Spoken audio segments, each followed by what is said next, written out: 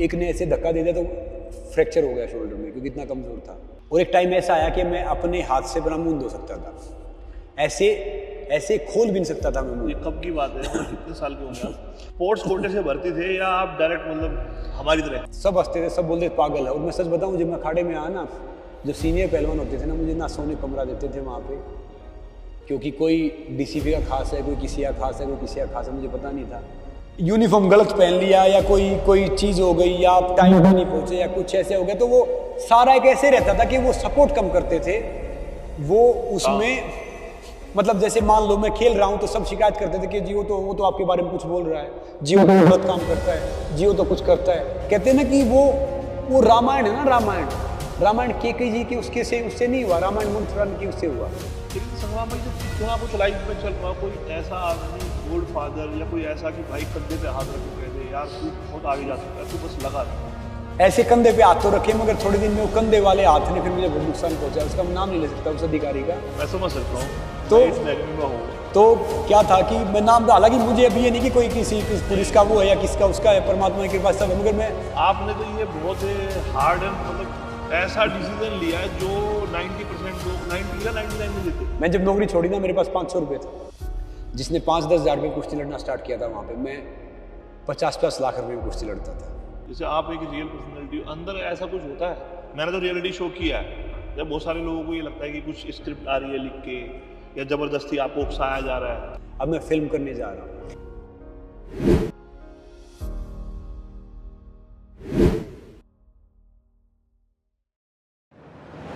तो सबसे पहले तो संग्राम सर, आपका बहुत बहुत स्वागत। मेरी बचपन से मतलब जब से मैंने आपको जाना है, देखा है, तो मेरी बड़ी तमन्ना थी कि किसी दिन तो आपके साथ पॉडकास्ट करूं।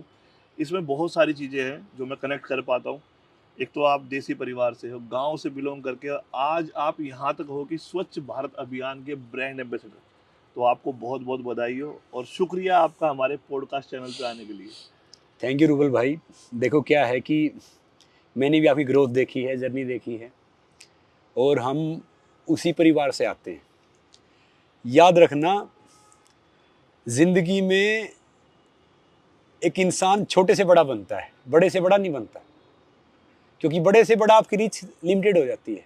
जिस इंसान में भूख होती है ना, फायर होती है, फिर वो इंसान आगे जाता है। वो हर चीज़ का कहते हैं ना कि हम टैलेंटेड नहीं, मैं तो टैलेंटेड हुई नहीं, मगर हम हार्ड वर्किंग वाले हैं, और हार्ड वर्क टैलेंट को बीट करता है हमेशा। मैं आपसे ना इतनी, देखो गूज बम्स मुझे क्यों आ रहे हैं, क्योंकि मैं आपसे इतनी सारी चीज़ें पूछना चाहता हूँ और इतनी सारी चीज़ें आप कर रहे हो।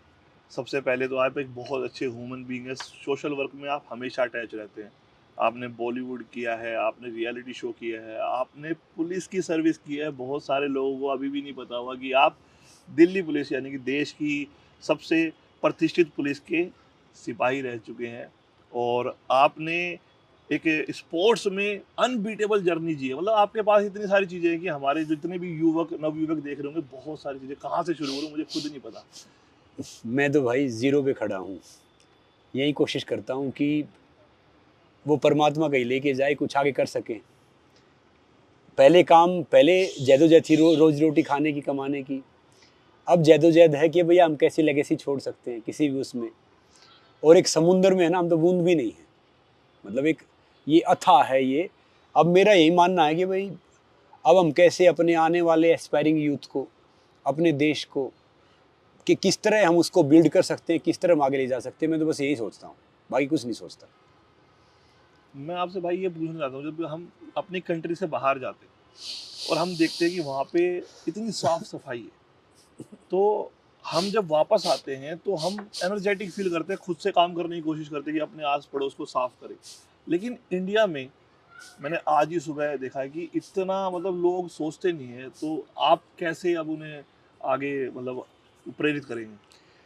देखिए, एक हमारे प्राइम मिनिस्टर साहब भी कहते हैं कि जहाँ पे स्वच्छता है वहीं पे स्वास्थ्य है। तो मेरा ये मानना है कि ये स्वच्छ अभियान का ब्रांड एम्बेसडर मैं नहीं हूँ, स्वच्छ भारत का, ये हम सब ब्रांड एम्बेसडर हैं। बस हम सबको अपना वो समझना चाहिए, अपनी जिम्मेदारी समझनी चाहिए कि भैया हम क्या कर सकते हैं। मैं एक ही बात सोचता हूँ, सुबह उठता हूँ तब, मेरा देश महान, तो मेरा क्या योगदान, कि भैया अगर ये देश आगे जाएगा, क्योंकि और एक पता क्या, हम 140-50 करोड़ की कंट्री है, और जो हमारा DNA है ना वो डिफरेंट है। सारे इंडियन हमें ऐसे हैं कि भाई आटा नहीं देंगे, रोटी बना के दे देंगे प्यार से, कुछ डिफरेंट चीज़ें। तो पहले हम गांव में घर, मिट्टी घर में रहते थे। मैं तो वहाँ रहा हूँ कि एक कमरा होता था, उसी में हम गाय भैंस बांध लेते थे, उसी में चूल्हा होता था, उसी में हम 3 बहन भाई, मेरी माताजी, हम सब उसी में सोते थे। मेरे पिताजी साहब एक आर्मी में सोल्जर थे, अब रिटायर हो गए हैं। तो वहाँ पे हम क्या करते थे कि घर के बाहर चप्पल जूते निकालते थे, बाहर साबुन, मतलब हाथ, जब साबुन तो होता नहीं था, राख या मिट्टी से हाथ धोते थे, चूल्हा भी लिपा करते थे। हाँ चूल्हा लिपते थे, जिससे तब हम अंदर जाते थे। तो मैं कह रहा हूँ कि हमें वही चीज़ अपनाने की ज़रूरत है कि भाई ये सोचना है कि बाहर हम जाते हैं, बाहर जाते ही जो अपना इंडियन वो भी सुधर जाएगा, वो कहीं डस्टबिन डालेगा, कहीं डालेगा, वो भी सब वो करेगा। तो ये देश हमारा है, एक कलेक्टिव हम डिसीजन लेंगे, एफर्ट करेंगे। तो मैं वही अवेयर कर रहा हूँ कि भैया एक कलेक्टिव अगर हम अवेयर करते हैं, एफर्ट लेते हैं या बाकी चीज़ करते हैं, तो हमारा देश देखो इकोनॉमिकल टॉप 5 में अभी फिलहाल। अगर हम स्वच्छता में टॉप 10 में भी आ गए ना, मैं कह रहा हूँ कि भारत इतना ग्रो करेगा कि हर बच्चे के पास वो सब कुछ होगा जो सोच रहे। मेरे को एक इंसिडेंट याद आ गया, और वो है 2013 का। मैं एक बार ना, मतलब मेरी शादी हुई थी नई नई, तो मैं कश्मीर गया था, और मेरे साथ एक कपल और था जो हमें मिलता था ना पुलिस वालों को घूमने के लिए, LTC। तो एक कपल और था, उन्होंने खा के गाड़ी में से चिप्स का पैकेट बाहर फेंक दिया। तो वहाँ से कुछ जो लोकल वहाँ के थे, उन्होंने गाड़ी का पीछा किया, उन्हें रोका, उन्हें बताया कि ये बहुत साफ जगह है, आप यहाँ पे गंदगी ना फैलाएं। लेकिन जहाँ हम रहते हैं वहाँ पे इतना प्यार लोग अपने नेचर से करते नहीं। तो हम क्या ऐसा मतलब इनपुट डालें जिससे यूथ में ये अवेयरनेस बहुत ज़्यादा है?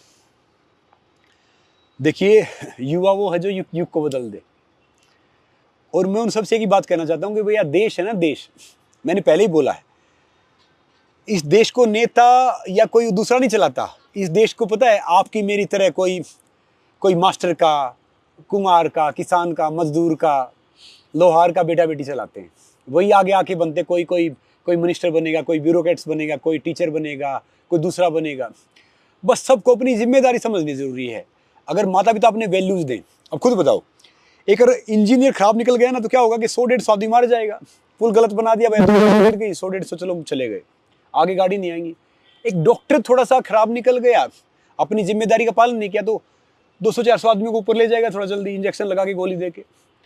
अगर एक टीचर खराब निकल गया, अगर मैं टीचर अपना सही पालन नहीं किया, तो मैं कह रहा हूँ कि वो देश की फाउंडेशन को वो ऐसा बिगाड़ेगा कि भैया बहुत नुकसान होगा। और एक मगर माता पिता भी बच्चे को वैल्यूज नहीं देते हैं, तो बच्चा जहाँ जाएगा, जिसे वो करेगा, तो भी बड़ा नुकसान है। तो मैं कहता हूँ कि अपने बच्चों को वैल्यूज से अगर हम बड़ा करेंगे, उनको सिखाएंगे, तो मैं कह रहा हूँ स्वच्छता तो एक नॉर्मल चीज़ है, देश में बहुत कुछ अच्छा करेंगे। बहुत डीप बात है ये कि अच्छे शिक्षक जरूरी है। तो ये मतलब हमें भी समझना चाहिए, हमारे जो आसपास लोग हैं। मैं तो ये मानता हूँ कि सबसे पहले जो टीचर है हमारे पेरेंट्स है, क्योंकि शुरुआत वहीं से होती है। तो मेरे पापा पुलिस में, आपके फौज में, तो उन्होंने जो वैल्यूज़ देश के प्रति हमें दी है, उसकी बराबरी हम नहीं कर सकते। तो ये सारी चीज़ें चलती रहेंगी। मुझे आपकी शुरुआत सुननी है कि बहुत मोटिवेशनल शुरुआत है, और ऐसी जर्नी मैं तो जानता हूँ बहुत सारे मिस करते हैं कि आप कहाँ से बिलोंग करते हैं, फैमिली बैकग्राउंड, आपके जन्म से बहुत सारी चीज़ें हैं जो आप बताएं। एक्चुअली क्या है कि मेरी शुरुआत मैं हरियाणा में एक रोहतक ज़िला पड़ता है, वहाँ पे गांव पड़ता मदीना। आजकल तो फिर मेरा गांव थोड़ा बहुत ठीक हो गया है, आगे चला गया है। तो वहाँ से मैंने अपनी जर्नी शुरुआत की। जब मैं छोटा था तो सर्द गर्म होके मेरे पैरों में दर्द स्टार्ट हो गया, जिसको गठियाबा बोलते। कोई कभी डॉक्टर दिखाए, कभी यहाँ दिखाए, वो स्टार्ट हो गया, वो शुरू हो गया। फिर थोड़ा आ गया, समझ में आया नहीं, हमारे पास ना इतने पैसे होते थे, ना इतने रिसोर्सेज थे, ना और कुछ थे। कभी यहाँ दिखा रहे, कभी वहाँ दिखा रहे, दर्द पैरों से स्टार्ट हुआ। आज भी मेरे पैर की उंगलियाँ मुड़ी हुई हैं। वो धीरे धीरे पूरे शरीर में फैल गया, और एक टाइम ऐसा आया कि मैं अपने हाथ से अपना मुंह धो सकता था, ऐसे खोल भी नहीं सकता था मैं मुंह। ये कब की बात है, मतलब कितने साल के होंगे आप? ये जर्नी 3-3.5 साल से 12 साल तक, मतलब ये जर्नी नॉन स्टॉप रही। मैं जब आप सब चीजें समझ सकते थे तब ये आपके साथ हो रहा है। और मैं ये व्हीलचेयर तो अखबार वाले लिखते हैं, मैं चारपाई पे रहता था। मतलब चारपाई पे जैसे धूप निकल गई तो हम चल रहे हैं, ये सारी चीज़ें कर रहे हैं, क्योंकि लंगड़ा के, लाठी के सारे, इसके सारे। तो क्या होता था कि फिर घर वालों ने थोड़ा सा दिखाया। मुझे आज भी याद है कि मेरी मदर मुझे 10-11 साल के बच्चे को गोद में उठा के लेके जाती थी, बीमार होता था तो उसके पास पैसे नहीं होते थे इधर जाने के उधर जाने के, तो मतलब समझ रहे हो ना। तो वहाँ से बहुत बेसिक से आया। एक बार मैंने गाँव में मिट्टी कुश्ती देख ली, तो पहलवानों को बड़ा दूध मिल रहा, घी मिल रहा, घर के पास में ही होता था, दंगल होता था, थोड़े पैसे मिल रहे। मैंने सोचा काश यार मैं भी पहलवान होता। तो उस दिन पहला वो था कि मैं भी पहलवान होता। मेरा भाई उस टाइम अखाड़े में जाता था बड़ा, तो मैं एक दोस्त को बोला वहां लेके चल जहाँ पे सब पहलवानी करते हैं, ये सब करते हैं। वो लेके गया मुझे, ऐसे बड़े मुश्किल से गए, सब ने मजाक उड़ाया कि भैया आप क्या करने आए, बहुत पतला सा था। मैंने कहा जी मैं भी पहलवान बनना चाहता हूँ, रेसलर बनना चाहता हूँ। बोला भैया आप तो खड़े हो गए ना तो बड़ी दूर की बात है, मेरा अनुभव है कि आपने अगर पैर खड़े हो गए तो कोई बिगेस्ट अचीवमेंट है, पहलवानी छोड़ दो। मैंने 1000 बच्चे करवाए, एक अखाड़े वाले ने बोला मुझे। और भी उसने ढेर सारी चीजें की कि खंडर देख के पता चल जाता है इमारत कैसी थी, जो अपने नॉर्थ पे एग्जाम्पल होते हैं।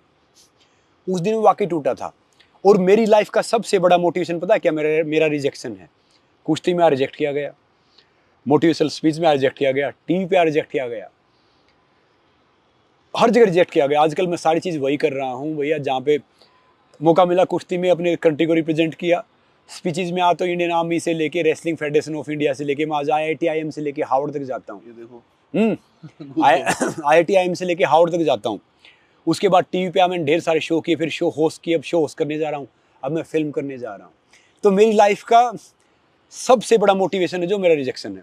और पग पग पे सब रोकते रहे, पग पग पे सब ने आगे वो किया, तो मैं उन सबको भी वो समझता हूँ कि भैया ये वही इंसान होते हैं जो हमें चाहते हैं कि अगर याद रखो जिंदगी में आप पीछे जा रहे हो ना, तो याद रखो कुछ आप बड़ा करने वाले हो। जब समुद्र शांत होता है ना तो समझ लो तूफान आने वाला है। जब शेर को कूदना होता, कुछ करना होता, तो 5 कदम पीछे रखता। तो जिंदगी में जब आप पीछे जा रहे हो ना तो याद रखो कि लंबी छलांग मारने वाले हो। बस बशर्ते जो आपकी मंजिल है ना उसकी तरफ भागो। भाग नहीं सकते चलो, चल नहीं सकते ना बैठ जाओ, बैठ नहीं सकते लेट जाओ, मगर आपका मुंह उसी दिशा में होना चाहिए जहाँ आपको जाना है। तो मैं कह रहा हूँ दुनिया की कोई ताकत आपको पराजित ही नहीं कर सकती। और मैं एक बात कह रहा हूँ, मुझे है ना कोई इंसान नहीं हरा सकता, ना कोई परिस्थिति हरा सकती, ना कोई सिचुएशन हरा सकती, मुझे सिर्फ वो हरा सकता है। तो इसीलिए मैं मानता ही नहीं कि भैया कौन मेरे साथ है कौन मेरे खिलाफ है। जो हमारे साथ रह के हम हमारा कुछ कर ही नहीं पाए तो हमारे खिलाफ वो क्या करेंगे। बहुत बड़ी बात कही आपने ये, मतलब मैं कनेक्ट कर पा रहा हूँ। बहुत सारे लोग ऐसे करते हैं जो साथ होते हैं कि हमारी वजह से हुआ, तो वो खिलाफ हो जाते हैं। तो जब आपको ये रिजेक्शन मिला है, स्पेशली रेसलिंग में, जब आपके पैर काम नहीं कर रहे, हाथ काम नहीं कर रहे, तो आपके दिमाग में क्या, क्योंकि आजकल तो लोगों के पास सारी चीज़ें होते हुए भी कुछ नहीं कर पाते हो, तो आप उस टाइम पे रोटियां गिनती की मिलती थी एक ज्वाइंट फैमिली में। ये डाइट वाइट दूर की बात है कि भैया 3 रोटी अगर मैं खाता हूँ, मेरी माँ 1 रोटी मेरे लिए रखती थी।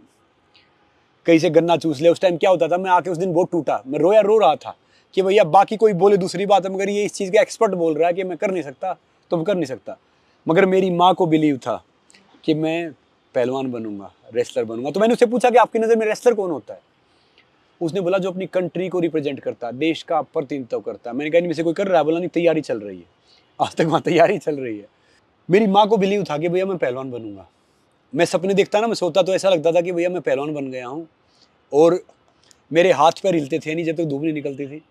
धूप निकलती थी तब हाथ पैर हिलते थे, तो थोड़ा सा वो दिखता था कि भाई मैं कुछ कर रहा हूँ। मगर उसके बावजूद है ना, मेरी माँ ने कभी हार नहीं मानी, ना मैंने कभी हार मानी। तो ऐसे स्टार्ट की जर्नी, कभी यहाँ से कभी वहाँ से, एक गिलास पानी उठाना स्टार्ट किया, एक डिब्बा उठाना स्टार्ट किया। और सभी मजाक करते थे, पड़ोसियों से लेके रिश्तेदारों से लेके सब मजाक करते थे, पड़ोसियों से लेके रिश्तेदारों से लेके कि भाई एक लड़का। और मेरे बड़े भाई जो रेसलिंग करते थे ना, उनकी कमर में दर्द हो गया, तो सब कहते थे भैया एक लड़का है ये ठीक था, इसका ये हो गया, ये तो वैसे ऐसा ही है। तो मेरा ही मानना है कि जो कहते हैं ना जिंदगी में I am there for you, वो तो देर हो तो होते ही नहीं पास में बिल्कुल भी। जो बोलते कि भैया मैं आपके साथ हूँ, मैं ये से खड़ा हूँ, ये चीज़ें वो होते नहीं, वो सिर्फ नॉर्मली करते हैं। तो उसकी बदौलत है मैं खाड़े पता क्या करता था, जो पहलवान चले जाते थे ना तो मैं छिप के देखता था। मैं बहुत कमज़ोर था क्योंकि शर्म आती थी, कपड़े भी नहीं निकाल सकता। जब मैं थोड़ा ठीक हुआ मैं कपड़े निकाल नहीं सकता था, बहुत कमज़ोर था। तो मैं उनकी तरह कोशिश करता लेटने की मिट्टी में जैसे वो करते हैं। एक ने ऐसे धक्का दे दिया तो फ्रैक्चर हो गया शोल्डर में, क्योंकि इतना कमज़ोर था बचपन में। हाँ, तो फिर वहाँ से जो इंसान जो एक कदम चलता थक जाता है, जो कुछ उठा नहीं सकता। आज मेरी जो स्ट्रेंथ है ना, मेरा स्टेमिना है। कि मैं थकता ही नहीं हूँ, वो चीज़ें ही नहीं करता हूँ। और जिस इंसान ने मुझे बोला था ना कि आप खड़े हो जाओ, तो मैं जब भी टूटता गिरता ना तो मैं उसके बारे में सोचता था। और मुझे आज भी याद है जब मैं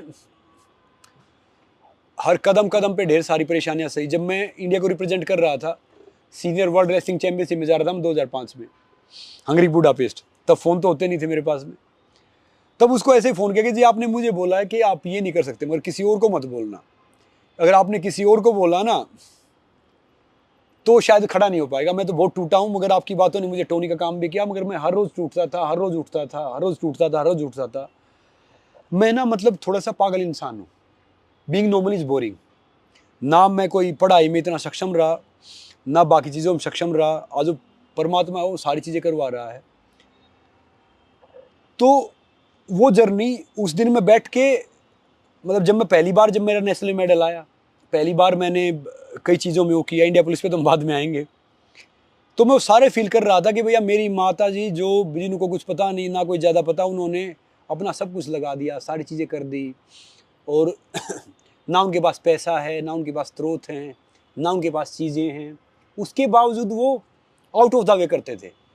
तो जब मैं पहली बार इंडिया के लिए खेल रहा था ना, तो मैं पूरी रात सोया नहीं। पता क्यों?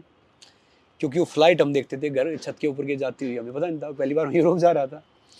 तो जब उसमें बैठते हो, जब ये चीज़ें करते हो, और हमारा टारगेट है ना, कोई मेडल जीतने का नहीं होता था। टारगेट ये होता था कि भैया हम रेसलिंग क्यों स्टार्ट करते थे कि भाई शरीर अच्छा हो जाए। फिर और गांव में क्या होता था कि उस टाइम पे क्रिकेट का बैट आता था 30, 40, 50 रुपए का। बैडमिंटन ये सब था नहीं। लंगोट एक 3 से 5 रुपए का आता था। कभी माँ ने सील दिया, कभी बहन ने सील दिया, तो होता कुछ था ही नहीं। और एक हरियाणा में जो पहलवान को इज्जत है ना, हाँ, वो किसी को इज्जत थी नहीं। मतलब एक ऐसा स्पोर्ट्स है जिसमें लोग जुड़े हुए हैं और प्यार बहुत करते हैं। प्यार बहुत करते हैं। तो आउट ऑफ द वे उस चीज़ से, क्योंकि इतने पैसे थे नहीं क्रिकेट खेलें या बाकी चीज़ें करें कि भैया शरीर अच्छा हो जाए। तो इंडिया में कि हार्ड ट्रूथ पता क्या था, अब जाके थोड़ा चेंज हो रहा है। हम स्पोर्ट्स स्टार्ट करते थे कि भैया शरीर अच्छा हो जाए, जॉब मिल जाए, नौकरी मिल जाए। फिर उसके बाद नौकरी मिल गई, फिर बहन की शादी, भाई की पढ़ाई, फिर ये जाएगा वो रहेगा। ऐसे करते करते हमारा 90% टैलेंट वेस्ट हो जाता था। 5-10% बचता, उसमें ये इक्का दुक्का मेडल आ जाता Give तो up. बड़ी बात थी। तो ये जर्नी वहां से थी। बाकी क्या है कि पता है क्या है, मैं कभी अपनी जिंदगी में हार नहीं मानता। मेरा ही मानना है कि भैया जब तक दुनिया वाले आपके सपने पे हंस नहीं रहे ना, तो समझ लो आपका सपना छोटा है। Be crazy for everything. और जिस पे जमाना हंसता है, इतिहास वही रचता है। और इतिहास है ना, हम जैसे पागलों में से कोई रचता है। जो स्कूल के टॉपर होते हैं ना, वो कभी हिस्ट्री नहीं बनाते। याद रखना, रेयर कोई होगा जो होगा करेगा। सब हिस्ट्री का पार्ट बनते हैं, हिस्ट्री बैठ के पढ़ते हैं। इतिहास तो पागल इंसान लिख के जाता है। उसके बारे में लोग पढ़ते हैं कि भैया ये यहाँ था तो इसने ये किया, वो वहाँ था तो उसने वो किया। मैं कह रहा हूँ कि मुझे आज भी याद है, मैं किसी भी क्लास में 2nd डिवीजन ही पास नहीं हुआ। मैं 3rd डिवीजन मुश्किल से पास होता था। 33% नंबर आ गए तो बड़ी बात है। आज उसकी मेहर है। मैं IIT IIM से लेके हार्वर्ड तक से लेके बाहर पता नहीं कितनी कंट्रीज में जाता हूँ। मैं वहाँ भी जाता हूँ, दिल्ली पुलिस का पार्ट रहा, मुझे मौका मिलता है। लबासना जाता हूँ जहाँ पे IAS IPS IAS ट्रेनिंग करते हैं। तो मैं वही बताता हूँ कि भैया हाउ टू ली लाइफ, जिंदगी कैसे जियो, ये सारी चीज़ कैसे करो। और मैं आज भी वो बच्चा देखता हूँ, जर्नी देखता हूँ, जो बच्चा जो गाँव में किसी किराए की साइकिल, किसी और की साइकिल में बैठ गया तो सोचता था दुनिया उसकी है। आज भी जब मैं वहाँ रहता हूँ ना, तो ये मुझे चीज़ मिलती है तो मैं सोचता हूँ कि भैया अगर वो बच्चा मर गया ना, तो फिर फ़ायदा किसी चीज़ का है नहीं। तो अपनी ज़िंदगी में वैसे ही रहता हूँ। मैं तो कनेक्ट कर रहा हूँ आपसे, लेकिन कहीं यूथ ये ना सोच ले भाई पढ़ाई वढ़ाई में कुछ नहीं रखा है। नहीं, मैं कह रहा हूँ कि पढ़ना बहुत ज़रूरी है। आप अच्छी पढ़ाई करो, मार्क्स लेके आओ, सारी चीज़ करो। मैं नहीं कह रहा कि पढ़ाई गलत है या पढ़ने वाले आगे नहीं बढ़ते, मगर पढ़ाई के साथ साथ थोड़ा सा आप है ना जुनूनी होना चाहिए। थोड़ा सा जुनून रखो अपने में कि भैया मुझे करना है। अब मैं माता पिता से सबसे कहता हूँ कि भैया हर इंजीनियर डॉक्टर थोड़ी बनेगा, हर साइंटिस्ट थोड़ी बनेगा। वो बच्चे को भी करने दे जो उसका है, जो सारी चीज़ें हैं। तो हमें तो पता ही नहीं था कि भाई कैरियर क्या होता है, कैरियर काउंसलिंग क्या होती है, बाकी चीज़ें क्या होती हैं, या इवन क्या है, मतलब क्या करना है ज़िंदगी में, पता ही नहीं था। तो संग्राम भाई, मैं आपसे ये पूछ रहा था, जैसे आजकल लाइफ में जरा सा भी हमारे हक में नहीं गई बात, जरा सा भी, और मेंटल लेवल इतनी जल्दी हिल जाता है। आपने इतना स्ट्रगल किया, आपका शरीर साथ नहीं दे रहा, आपके आसपास लोग अच्छे नहीं थे, आपको बुरी बुरी बातें बोले, तो आपका मेंटल जो लेवल था, मैं उसके बारे में जानना चाहता हूँ, वो कितना स्ट्रॉन्ग था और बच्चों में कैसा होना चाहिए वो। देखो, मैं एक बात बता रहा हूँ, इस दुनिया में सबसे ज़्यादा दूरी है ना, पृथ्वी से आसमान की नहीं है, इस दिमाग से दिल की है। जिसने 11 इंच दूरी मैनेज कर ली ना, समझ लो उसने दुनिया मैनेज कर ली। जैसा हम सोचते हैं वैसे बन जाते हैं। अगर आपने सोच लिया ना, आपकी याद रखो, साधक वो नहीं होता जो मन से जीता है, साधक होता जो संकल्प से जीता है। आपकी प्रतिज्ञा ऐसी होनी चाहिए कि उसे कोई छोटी मोटी चीज प्रभावित नहीं कर सके, तो आप कुछ कर सकते हो। नहीं तो अगर आपने सोचा ना कि भैया थोड़ा सा मैं एक्टर बन जाऊं, थोड़ा सा मैं ये बन जाऊं, थोड़ा सा मैं बन जाऊं, थोड़ा सा पेंटर बन जाऊं, तो फिर आप कोई भी चीज ढंग का नहीं करोगे। एक मेरे दादाजी मुझे एक बात कहते थे कि भैया आप कुछ भी काम करो, अगर आप मान लो बुरा काम कर रहे हो तो शहर में 5 आदमी में आपका नाम होना चाहिए कि आप बहुत बुरा काम कर रहे हो। अच्छा काम कर रहे हो तो टॉप 5 में आपका नाम होना चाहिए कि आप अच्छा काम कर रहे हो। आप भले ही भैया चाहे बाल काटो, चाहे हुक्का तोड़ो, चाहे कुछ भी काम करो, मगर आपका नाम होना चाहिए कि भैया वो बहुत नालायक है, बहुत वो है, या बहुत अच्छा है, या बहुत ये है। जो बीच के होते हैं ना, वो मारे जाते हैं। और मैं तो एक बात हमेशा बोलता हूँ कि यूथ को मैं कह रहा हूँ कि भैया आप ये देख लो कि आपको जाना का, आप अगर यूथ अपने आप को पहचान लिया ना, तो मैं कह रहा हूँ फिर जरूरत ही नहीं है उसको कौन क्या कहेगा, उसको फर्क ही नहीं पड़ेगा। याद रखो, शेर और चीता ताकतवर होते हैं, मगर भेड़िया कभी सर्कस में परफॉर्म नहीं करता। भेड़िया जानता कि वो भेड़िया है, उसको हिम्मत है किसी की मजाल सर्कस में परफॉर्म करवा दे। शेर चीते सब हंटर के हिसाब से परफॉर्म करते हैं। तो भैया सब में प्रतिभा अलग है, सबका कुछ अलग है, मगर हम एक दूसरे को कॉपी मारते हैं ना। ये दुनिया में हम आते हैं कि भैया खुद से मिलने के लिए, मगर दुनिया से मिलके चल देते हैं। हमें बैठना चाहिए, आजकल के यूथ को मैं स्पेशली कह रहा हूँ, आप सबको बैठना चाहिए, आप सबको अपने आप से बात करनी चाहिए कि भैया आप सबको क्या करना है, जिंदगी में क्यों आए, किस लिए जाना है। देखो याद रखना, आपकी जिंदगी से ना करियर जरूरी है, ना कोई चीज जरूरी है, कोई भी चीज जरूरी नहीं है, मगर इस छोटी सी दुनिया में आए तो लेगेसी छोड़ के जाना है। वो कहते हैं ना कि मुट्ठी बांधे जन्म लिया, हाथ पसारे जाना है, इस दरा पर सब दरा रह जाना है। वो तो है, मगर एक बात बता रहा हूं मैं, हर ताज सिर के लिए होता है, मगर हर सिर ताज के लिए नहीं होता। उस सिर को बनाना पड़ता है मेहनत करके, कोशिश करके। अब लोगों की नज़रों में तो मैं भी भाग्यशाली हूँ, आप भी भाग्यशाली और सब भी भाग्यशाली हैं जो थोड़ा सक्सेस होता है, मगर वो देखते नहीं कि भैया एक उस सुबह किरण के लिए पता नहीं कितनी काली रातों से लड़ना पड़ता है। और लड़ो, जिंदगी में वही है। जब तक आप जिंदगी में फेल नहीं होता, सारे काम फेल होने के लिए करता हूँ मैं, कोई सक्सेस होने के लिए नहीं करता। जो मजा फेल होने में ना, असफल होने में, वो ये सक्सेस में नहीं है। और माउंट एवरेस्ट पे जितने इंसान चढ़े हैं, चाहे वो मेल है फीमेल है, जो भी गए ना, उनसे सबका मैंने एक बात कॉमन थी कि भैया उन्होंने एंजॉय कभी चोटी पे चढ़ के नहीं किया, उस जर्नी में किया जहाँ पे वो टॉयलेट नहीं कर सकते थे ढंग से, खा नहीं सकते थे ढंग से, वो नहीं कर सकते थे। तो भैया जिंदगी में भी यूथ को कह रहा हूँ, जब परेशानियाँ आ रही हैं, जब मुश्किलें आ रही हैं, जब कोई भी परिस्थिति आपके फेवर में नहीं है, तो समझ लो कोई बड़ी चीज़ होने वाली है, आप इतिहास के करीब हो।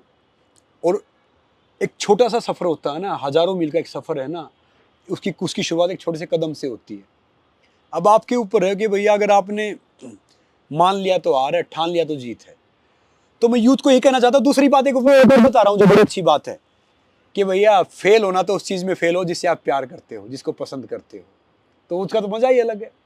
ये थोड़ी कि मान लो कि मैं किसी डॉक्टर बनना है मुझे, और मुझे बना दिया इंजीनियर, या मुझे दूसरी चीज़ बना दी, चाहे मैं कितना सक्सेसफुल हो जाऊँ, मैं वो सक्सेसफुल नहीं हूँ। सक्सेस क्या, आजकल के यूथ को मैं यही बताना चाहता हूँ कि भैया सक्सेस क्या है। सफलता वो नहीं है कि आपने पैसे बना लिए, आप किसी पोस्ट पे पहुँच गए, आपके पास बड़ा घर गाड़ी हो गया, या समाज में आपकी इज्जत हो गई। सफलता वो है जिससे आपके अंदर वाला खुश है कि भैया मैं ये करना चाहता था, मैं वो कर रहा हूँ। भले ही हम फुटपाथ पे सो जाएं, भले ही संघर्ष में ज़िंदगी चली जाए, तो वो उन इंसानों से ज़्यादा सफल है जो किसी दूसरी लाइन में सफल होके बैठे हैं लोगों को दिखाने के लिए। ज़िंदगी में कभी दिखाने के लिए नहीं करना, अपने लिए करना है। चाहे हमारे पास कुछ है या नहीं है, भले ही हम सूखी रोटी प्याज से खाएं, भले ही किसी चीज़ से करें, हमें औरों के लिए नहीं करना है, अपने लिए करना है, तो हम एक्चुअली सक्सेसफुल हैं।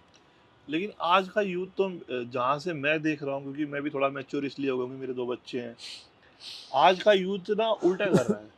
वो सक्सेस का मायना वहाँ देख रहा है कि दूसरे को हम अपनी गाड़ी, अपना घर, और मेंटल पीस नहीं है। तो मतलब वो समझ नहीं पा रहे कि लाइफ में उन्हें सक्सेस किस तरीके की चाहिए। देखो, एक पुरानी कहावत है कि हम ठोकर खा के ठाकुर बन रहे हैं। हम जितनी ठोकरें खा रहे हैं ठाकुर बन रहे हैं, फुटबॉल की तरह हैं। किक लगेगा इधर पहुंचेंगे, फिर लगेगा फिर उधर पहुंचेंगे, कुछ तो बाहर जाएंगे, फिर किसी 10वीं 12वीं किक में गोल में पहुंचेंगे। कोई रेयर होगा जो पहली दूसरी किक में गोल में चला गया। कोई बड़ा खिलाड़ी अगर खेलने वाला है तो याद रखना, अगर मुकाबला भी करना है ना अपना, तो किसी बड़े इंसान से करो जो आपसे बड़ा है। जैसे मेसी रोनाल्डो कोई गोल मारेगा तो गोल हो सकता है, कोई नया खिलाड़ी गोल मारेगा तो आपको तोड़ेगा बहुत। क्योंकि अगर आप हारे तो भी आपने बहुत कुछ सीखा, और जीते तो आपने किसी सुरमा को हराया। और मेरी ज़िंदगी में मैं दो चीज़ फॉलो करता हूँ। मेरी ज़िंदगी में कभी नहीं हारता, या जीतता हूँ या सीखता हूँ। हार नहीं एक्सेप्ट करनी। हार तो होती ही नहीं, अगर आप हारे तो आप सीख गए, जीते तो आप जीते। हार का मतलब वो नहीं कि भाई किसी से मैं हार गया, मैं सेकंड आ गया, मैं थर्ड आ गया, मैं फेल हो गया। फेल का मतलब पता क्या होता है? मेरी ज़िंदगी में कोई नो नाम का शब्द नहीं है। मेरी ज़िंदगी में नो का मतलब है नेक्स्ट अपॉर्चुनिटी। ना मेरी ज़िंदगी में कोई एंड नाम का शब्द है। एंड का मतलब है एफर्ट्स नेवर डाई।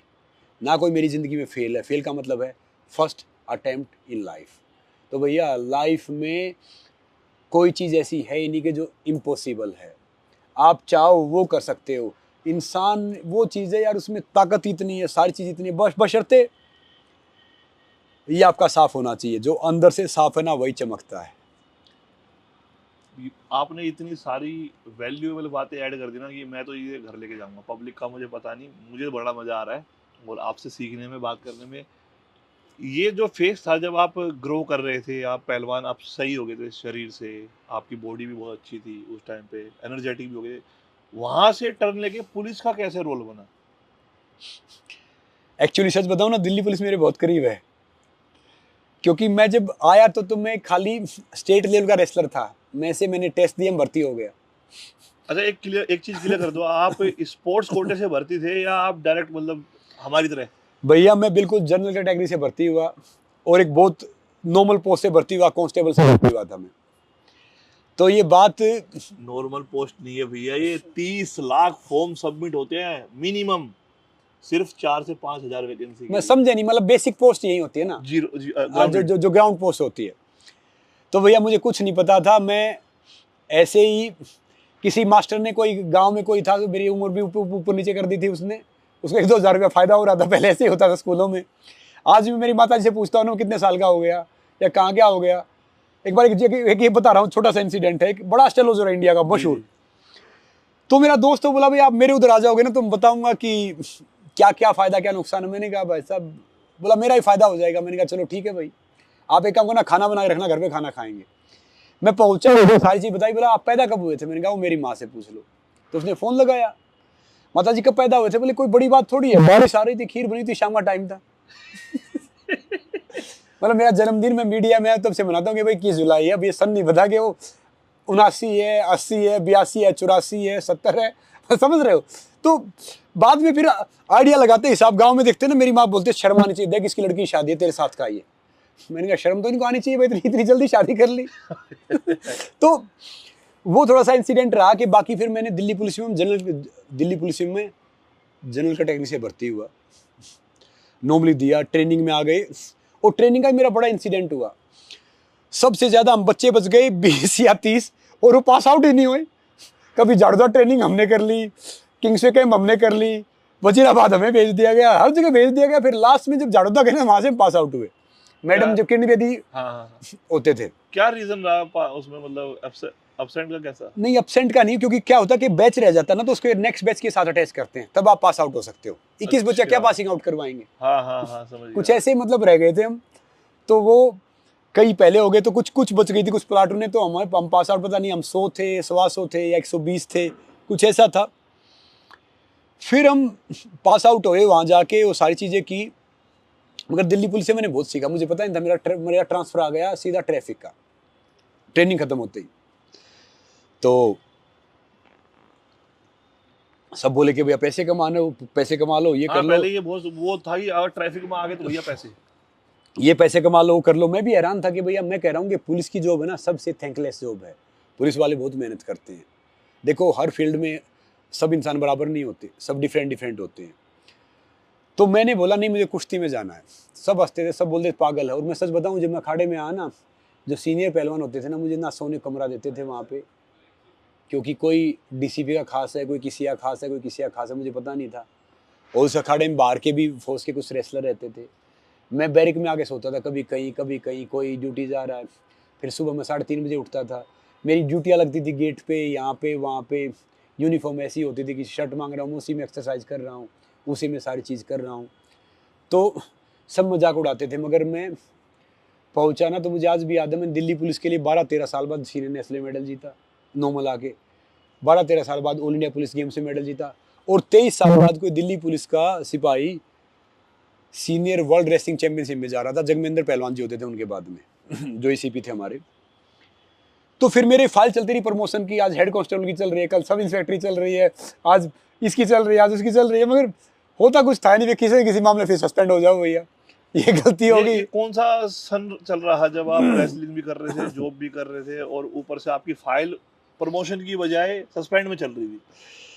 ये सन चल रहे थे 2002 से 2002 में नेशनल गेम्स खेलने गया था, मुझे याद है। 2003 में मैं सीनियर नेशनल में मेरा मेडल था।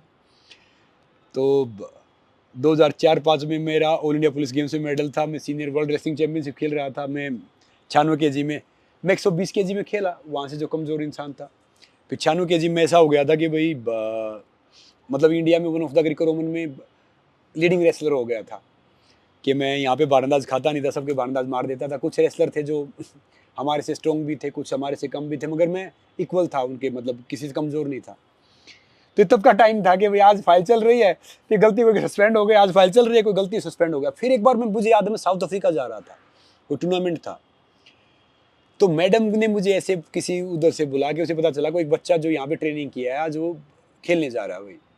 तो मैडम ने बोला कि बेटा, किसी ऐसे ही नॉर्मली फ़ोन पे उन्होंने मुझे उत्साह बढ़ाया, मोटिवेट किया कि भाई आप ये सब करो। मैं ना मैम किरण बेदी मैम ने तो उत्साह बढ़ाया कि भाई आप यहाँ से करो और वहाँ से करो, और मैं उस टूर्नामेंट में फर्स्ट आया। मैंने सोचा कि भैया अब तो मैं इंस्पेक्टर बन जाऊँगा, कि बोले जो आप डिजर्व करते हैं उससे ज़्यादा आपको मिलेगा। मैंने कहा सब इंस्पेक्टर फाइल चल रही है तो अब इंस्पेक्टर बन जाऊँगा। ट्रेनिंग में करता नहीं था जैसे नॉर्मली कि भैया चल गया, मगर वो फिर वो युद्ध सिंह डडवाल साहब सीपी बने थे उस टाइम पे, मैडम का नंबर नहीं आया था, तो अगले दिन में सस्पेंड हुआ था, पता नहीं किस कारण से हुआ था। तो अच्छा, ये आपको पता भी नहीं, आपको इंटीमेशन भी नहीं कि आप सस्पेंड किस वजह से हुए? यूनिफॉर्म गलत पहन लिया या कोई चीज़ हो गई, या आप टाइम पे नहीं पहुंचे, या कुछ ऐसे हो गया। तो वो सारा एक ऐसे रहता था कि वो सपोर्ट कम करते थे वो उसमें। मतलब जैसे मान लो मैं खेल रहा हूँ तो सब शिकायत करते थे कि जी वो तो आपके बारे में कुछ बोल रहा है, जी वो गलत काम करता है, जी वो तो कुछ करता है। कहते हैं ना कि वो रामायण है ना, रामायण केकई जी की उससे नहीं हुआ, रामायण मंथरा की उससे हुआ। वो तो होना था, चलो अच्छी बात है क्योंकि उन्होंने सिखाया। तो वो जो कुछ नहीं करते थे ना, वो बहुत शिकायत करते थे कि जी ये कुछ नहीं करता, ये तो ऐसा ही है जी, ये तो मतलब फालतू है, ये तो नकली है, ये तो असली है, ये तो दूसरा है, तीसरा है। एक बार मुझे किट मिला ऑल इंडिया पुलिस गेम्स में, तो बोले कि ज़िंदगी आप पहला इसको टी शर्ट मिला हुआ जी, बाकी तो इसने लाइफ में कुछ किया नहीं। तो सब बोलते थे। मतलब ये एक देश का प्रतिनिधित्व, पुलिस का प्रतिनिधित्व कर रहा है, स्पोर्ट्स में जा रहा है, और ऊपर से आपको ऐसी बातें सुनने मिल रही है, तो आप क्या रिएक्ट करते हैं? ये मुझे पहले बहुत सुनने को मिलता था। मैं सोचता था कि मेरे दोस्त हैं जो आपकी बुराई करें ना। एक कबीरदास साहब ने एक बड़ी अच्छी बात बोली है कि कबीरा तेरी झोपड़ी गलकटियन के पास, जैसा करत वैसा भरत तू क्यों उदास। कि भैया कोई कबीरदास साहब जहाँ पे रहते थे, एक मीट वाले ने उसके पास में झोपड़ी डाल दी उनको परेशान करने के लिए। वो मीट काटता बेचता, कबीरदास साहब उसके परमात्मा के नाम लेते, सारी चीज़ करते। तो उसको बोला कि भैया आपके पास तो मीट बेचता है, सारी चीज़ करता है। तो बोला भैया वो उसका कर्म है, वो कर रहा है, मैं अपना कर्म कर रहा हूँ। तो जो वो कर रहे थे वो अपना काम कर रहे थे, मैं अपना काम कर रहा था। मैं आज भी यही सोचता हूँ, जब भी कोई आपकी बुराई करता है या आपको गलत करता है तो समझ लो कि भैया आप उससे तो आगे हो। लेकिन संग्राम भाई, जब इतना कुछ लाइफ में चल रहा हो, कोई ऐसा आदमी गॉड फादर या कोई ऐसा कि भाई कंधे पे हाथ रख के कह दे यार तू बहुत आगे जा सकता है, तू बस लगा रहे, ऐसे कंधे पे हाथ तो रखे, मगर थोड़े दिन में वो कंधे वाले हाथ ने फिर मुझे बहुत नुकसान पहुंचा। उसका नाम नहीं ले सकता उस अधिकारी का, मैं समझ सकता हूँ, तो मैं इस महकमे में हूँ। तो क्या था कि मैं नाम, हालांकि मुझे अभी ये नहीं कि कोई किसी पुलिस का वो है या किसका उसका है, परमात्मा की कृपा सब है, मगर मैं एक किस्म से मेरा मोटिवेशन वही बना। अगर वो मुझे वहां से ये सब नहीं करता तो मैं यहाँ नहीं होता। ये मैंने सुना है, शायद कोई मतलब एसीपी रैंक के हैं। जो छोड़ो, चलो अच्छी बात है, उनका मेयर करे। वो मुझे लेके आए। कितनी बार सस्पेंड किया गया आपको? अनगिनत सस्पेंड हुआ। और एक वो स्पोर्ट्समैन जो, मतलब सबसे पहली बात तो लोग एक दिल्ली पुलिस में या किसी भी पुलिस में ये मुझे कहा गया है कि ये तो तुम अपने लिए कर रहे हो, इससे डिपार्टमेंट का क्या फायदा है?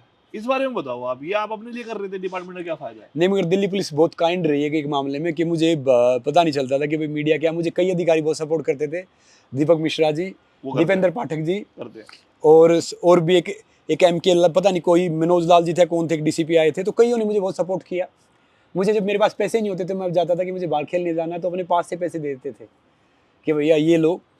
कुछ देखो हर जगह चलता है जहाँ पे, अगर ये दुनिया भी पता कब चलेगी, जब बैलेंस रहता है। कि याद रखो कि भगत का और जगत का हमेशा बैर होता है। जो भगत और जगत का हमेशा वैर होता है। जो भगत सिंह जैसे थे वो फांसी टूट रहे थे ना, उनको लोग आतंकवादी बोलते थे हाँ। कि तो आतंकवादी हैं। मैं कह रहा हूँ कि आज देख लो, जब भगत सिंह साहब को पकड़ा गया, पता क्या बात थी? उनको पकड़ा गया ना, बोलते आतंकवादी। कई इंसान थे जो बड़े बड़े इंसान को बचा सकते थे, जो बाद में विदेश पे थे, फांसी टूटे, किसी ने कुछ नहीं किया। मैं कह रहा हूँ कि देखो समय कैसे बदला लेता है। आज भले ही भगत सिंह साहब की कोई फोटो नहीं है, मगर हिंदुस्तान यानी भारत और पाकिस्तान का कोई ऐसा कलेजा हुआ जिसमें भगत सिंह साहब की फोटो नहीं होगी। बिल्कुल सही। तो क्या होता है कि वो समय का अपना होता है। हम सोचते हैं कि हमारे साथ गलत कर रहे हैं, नहीं, वो परमात्मा ने भेजे हुए होते हैं कि भैया ये करेंगे तो हम यहाँ पे जाएंगे। तो याद रखना, परिवर्तन को आने से नहीं डरना चाहिए, परिवर्तन को रोकने से डरना चाहिए। अगर मेरे पास घड़ी है, ये कोई उठा ले गया तभी तो नहीं खरीदूंगा ना, नहीं तो ये ले घूमता रहूंगा। तो जिंदगी में परिवर्तन को आने दो, बिल्कुल ही मत घबराओ। लेकिन मुझे ये पूछना है कि कोई भी आर्मी से है या कोई भी किसी फोर्स से है, अगर वो खेल रहा है, तो ये कोई अफसर अगर आपको ये बोले कि भाई तू तो अपने लिए कर रहा है, इससे हमारे डिपार्टमेंट का, हमारे देश का क्या फायदा है, स्पोर्ट्समैन स्पेशली? देखो मैं बताता हूँ कि क्या है कि कई, अगर जेन्युइन एक है तो भैया बदमाश 90 हैं। हमें मैं मतलब ये समझ नहीं पा रहा यार, इससे कितने फायदे हैं अगर आप स्पोर्ट्स कर रहे हैं? अब याद रखो, मैं एक बड़ी अच्छी बात बता रहा हूँ, ये उस अधिकारी का भी जवाब है, सबका जवाब है। इस दुनिया में अगर हम अपने रास्ते से भटकते हैं ना, तो हम खाली अपना नुकसान नहीं कर रहे, समाज का नुकसान नहीं कर रहे, हम देश का नुकसान कर रहे हैं। हम देश के लिए बड़े एसेट हो सकते थे या बड़े एसेट हो सकते हैं, तो हम उस चीज को पीछे लेके जा रहे हैं। जिंदगी में अगर कोई इंसान बनाएगा नहीं ना तो मिटाएगा। हिटलर पेंटर बनना चाहता था, उसके माता पिता ने उसको पेंटर नहीं बनने दिया। तो ये गलती उसके माता पिता की नहीं कि द्वितीय विश्व युद्ध हुआ या बाकी सेकंड वर्ल्ड वॉर हुआ या बाकी चीजें हुई। मैं कह रहा हूं कि हिटलर बना नहीं पाया तो मिटाने लग गया। तो जिंदगी में कोई कुछ करना चाहता है ना, तो उसको करने दो, उसको सहयोग करो, उसको आगे बढ़ाओ, उसको रोको मत, नहीं तो फिर मिटाएगा। चाहे वो किसी की हस्ती मिटाए, कोई नुकसान करे, कुछ चीजें करे, और जो करने वाला वो करेगा। और मेरा मानना है कि देखो सक्सेस एंड सक्सेस लोग ही है ना, ये एक वो देखते ना, वो बहुत छोटी सी एक वो पेंटिंग है, मतलब जैसे पेंटिंग बनाते हैं, जो बड़ा कन्वेंस है ना जिंदगी, वो खुश रहो। Happiness is the highest form of success. मैं हमेशा एक बात बोलता हूँ। और भैया जो यूथ है ना, यूथ बहुत प्रभावशाली है। उनमें से कोई, जैसे ये बच्चे बैठे हैं सारे, इनमें से कोई डॉक्टर बनेगा, कोई इंजीनियर बनेगा, कोई स्पोर्ट्स स्टार बनेगा, कोई फिल्म स्टार बनेगा, कोई ब्यूरोक्रेट्स बनेगा, कोई पॉलिटिशियन बनेगा, तो एक्चुअली देश को चलाएंगे ये। तो हमारा फर्ज यही है कि भैया इनको हम सही चीज़ बोले, सही चीज़ करें। बाकी हर फील्ड में मिलेंगे। एक आप पुलिस की फील्ड देख लो, उसमें आपको 5 इंसान सही मिलेंगे तो 10 थोड़े से बदमाश मिलेंगे। आपके हाथ ऐसा हुआ है कि जब आप खेल रहे थे तो ऐसा किसी ने बोला जबरदस्ती इसकी ड्यूटी लगा, इसने मैं बनाऊंगा स्पोर्ट्समैन? ये भैया मेरे साथ एक बार नहीं, हर रोज होता था। मतलब साथ वाले, अरे इसकी ड्यूटी वाला गेट पर संतरी लगा इसने। भैया जो पास होता है ना वही कंबल खींचता है, बाहर वाला कोई कंबल खींचने नहीं आएगा। ये बहुत गहरी बात कह दी, बहुत यूनिक किस्सा दे दिया आपने तो। ये जो साथ रहेगा आप उसी से बच के रहो, दूसरों से बच के, दूसरों से बचने की जरूरत नहीं है। मैं आपको नुकसान नहीं पहुंचाऊंगा या आप मुझे नुकसान नहीं पहुंचाओगे, जो आपके साथ है ना वही नुकसान पहुंचा सकता है। कब आपका ये फेस आया कि भाई अब बहुत हो गया, अब मेरे से सहन नहीं हो रहा, या तो पुलिस या फिर गेम? ऐसा भी दौर आया होगा ना दिमाग में, कौन सा साल था वो? मैं अपनी जिंदगी बताऊंगा तो हमें 10 दिन लग जाएंगे, मगर क्या है कि मुझे थोड़े दिन बाद ऐसा एहसास हो गया था कि मैं इसके लिए नहीं बना, पुलिस मतलब के लिए मैं नहीं बना। आपने तो ये बहुत हार्ड एंड मतलब ऐसा डिसीजन लिया है जो 90% लोग 90 या 99 नहीं लेते। मैं जब नौकरी छोड़ी ना, मेरे पास 500 रुपए थे और मैं जा रहा था ना मुंबई, ये सब सारी चीज के सब हंसते थे मेरे ऊपर, पागल है, ये सब है। याद रखना, दुनिया वाले पहले आपको रोकेंगे, तोड़ेंगे, मारेंगे, पीटेंगे, फिर आपका मजाक उड़ाएंगे, फिर और सिचुएशन पैदा करेंगे। उसके बाद कहते हैं ना, तू बस सफल तो होके देख, तालियां बजाने के लिए लोग हैं, फिर आपके साथ आएंगे, फिर वो फोटो खिंचवाएंगे, सेल्फी खिंचवाएंगे। मैं कह रहा हूँ कि आज मैं उन सबको कहता हूँ जो मेरे से एंटी थे, चाहे वो कोई भी थे, आज उनके बच्चे मेरे फैन हैं, वो सब मेरे साथ फ़ोटो लेते हैं, सेल्फी लेते हैं। तो लाइफ में एक दौर आता है जब आप हर दौर से गुजरते हैं, चाहे वो दौर आपका प्यार मोहब्बत का है, चाहे वो दौर आपका करियर का है, चाहे वो दौर किसी चीज़ का है। और मैं मानता हूँ कि हम जीरो पे खड़े हैं। मुझे हर दिन मेरी ड्यूटी लगाई जाती थी, हर दिन मेरी गैर हाजिरी लगाई जाती थी। गैर हाजिरी मेरी पता कैसे लगाते, जैसे मैं टॉयलेट चला गया, बाथरूम चला गया हो कि जी वो तो आया ही नहीं। जो गैर हाजिरी लगाने वाला भी वही, वो कहते हैं ना कि क्या था कि एक इंसान है ना सांप का इलाज करता था, सांप काटने का, तो उसके बारे में बोला गया, वो सबको शहर में पूरी दवाई देता था भैया, सबका इलाज करता था कि भैया ये तो बड़ा आदमी है, ये तो सारी चीज़ करेगा। तो फिर पता है उसके साथ क्या हुई। और एक शायर ने बड़ी अच्छी बात बोली थी, जब दिल को कुरेदा तो जख्म पुराने निकले। और जो करता था सांप कांटे का इलाज, तो पता चला कि उसी घर से सांप को ठिकाने निकले। यानी जो सांप का इलाज करता था ना, दुनिया को कांटे की दवाई देता था, वो अपने घर में सांप पालता था। जादू काट मैं ठीक करूंगा, जादू काट मैं ठीक करूंगा, जादू काट मैं ठीक करूंगा। तो मेरी गैर हाजिरी कई बार ऐसे लगा देते थे कि मैं यहाँ पे हूँ तो गैर हाजिरी लगा दिया, वहाँ पे गया तो गैर हाजिरी लगा दिया, ये चीज़ें किया तो ये कर दिया। और एक तो होता नॉर्मली, फिर जो आ जाते थे ना वो कर लेते थे कि जी छोड़ दो, ये तो हैबिचुअल है, इसका तो हर रोज़ का काम है। और जा हाँ ये तो जी हैबिचुअल है, कोई डी का मुझे पता नहीं होता था। फिर बाद में सोचता था कि भैया ठीक है, जो मैं अब मतलब मैं सोचता था कि भैया इस नौकरी ने मुझे ढेर सारा मीडिया का दिखाया, सारी चीज़ें की, मेरे सब आर्टिकल लिखते थे कि भैया इतने मेडल हैं तो इसके स्पॉन्सर क्यों नहीं है, इसके प्रमोशन क्यों नहीं है, ये जब नेशनल मेडल इसने जीत लिया, इंडिया पुलिस में इसने जीत लिया, ये खेल रहा तो इसका प्रमोशन क्यों नहीं हो रही, सारी चीज़ें नहीं हो रही। तो वो सब प्रेशर होता था, मगर एक दौर था वो सीखने का, वो सीखा मैंने उससे। मेंटल इशू हुआ कुछ उस टाइम पे? प्रेशर बहुत ज़्यादा हुआ दिमाग में कि सब क्या कर रहा है, क्या हो रहा है, मैं इतने मेडल जीत रहा हूँ, डिपार्टमेंट भी मुझे बार बार सस्पेंड। एक्चुअली क्या था कि हम जहाँ से आए हैं ना, हम उस जगह से आए कि हमें आज तक ये नहीं पता कि स्ट्रेस क्या, एंग्जाइटी क्या, डिप्रेशन क्या है। हमें घर वाले पीटते थे, पड़ोसी पीटते थे, स्कूल में टीचर पीटते थे, फिर घर वाले पीटते थे कि भैया लड़के आओ वहाँ पीट के आओ, या फिर हर जगह पीटते थे। तो हमारा वो जो मेंटल लेवल था ना बहुत स्ट्रॉन्ग, आज भी बहुत स्ट्रॉन्ग है। कहते हैं ना कि मैं अपनी ज़िंदगी में एक बात सोचता हूँ कि भैया, कहते हैं ना कि मैं किसी भी चीज़ की ना मैं हार नहीं मानता, मैं कोशिश करता हूँ कि भैया फिर बार बार मेहनत करता हूँ, फिर बार बार मेहनत करता हूँ। मैं कोशिश की, फेल हुआ, फिर कोशिश की, फिर फेल हुआ, फिर से कोशिश की, फिर से फेल हुआ, मगर बेहतर फेल हुआ। तो मैं अपनी ज़िंदगी में वही करता हूँ कि भैया सीखना एक प्रोसेस रहता है। एक पुरानी कहावत है कि हालात के कदमों पे सिकंदर नहीं गिरता, टूटा कोई तारा तो ज़मीन पे नहीं गिरता, गिरते हैं दरिया शौक से समुंदर में, मगर समुंदर किसी दरिया में नहीं गिरता। तो भैया हालात चाहे कैसे हो, कुछ भी चीज़ हो, लोग है ना आपके बहाने नहीं देखेंगे, सफलता और बहाने साथ नहीं चलते। Success and excuse don't work together. If you excuse then forget about success, if you want to success then don't give excuse. तो भैया दुनिया इन देखती कि आपके साथ क्या हुआ है, आपने क्या किया है, दुनिया सिर्फ रिजल्ट देखती है। रिजल्ट सही है तो ठीक है, अब मैंने क्या किया, मैं कहाँ से लड़ा, क्या आया, उनको कोई महत्व नहीं रखता। उनको महत्व ये रखता है कि भैया ये इंसान कहाँ पहुँचा है, क्या जर्नी है, क्या कर रहा है। तो इसीलिए आपके रास्ते में ढेर सारे स्पीड ब्रेकर आए। कौन सा गेम खेलने गए थे जब आपको पता चला कि आपको फिर दोबारा सस्पेंड कर दिया, और फिर आपने कोर्ट से कुछ, क्या किस्सा है वो? एक इंसिडेंट हुआ था, मैं उस टाइम ईएल पे चल रहा था, एक्स्ट्रा लीव होती है। हाँ। तो मैं छुट्टी पे चल रहा था और मुझे पता चला कि भैया कोई इटली में कोई मिट्टी कुश्ती की चैंपियनशिप हो रही थी। और तब उस टाइम पे ये कबूतरबाजी और ये सब बहुत चल रहा था।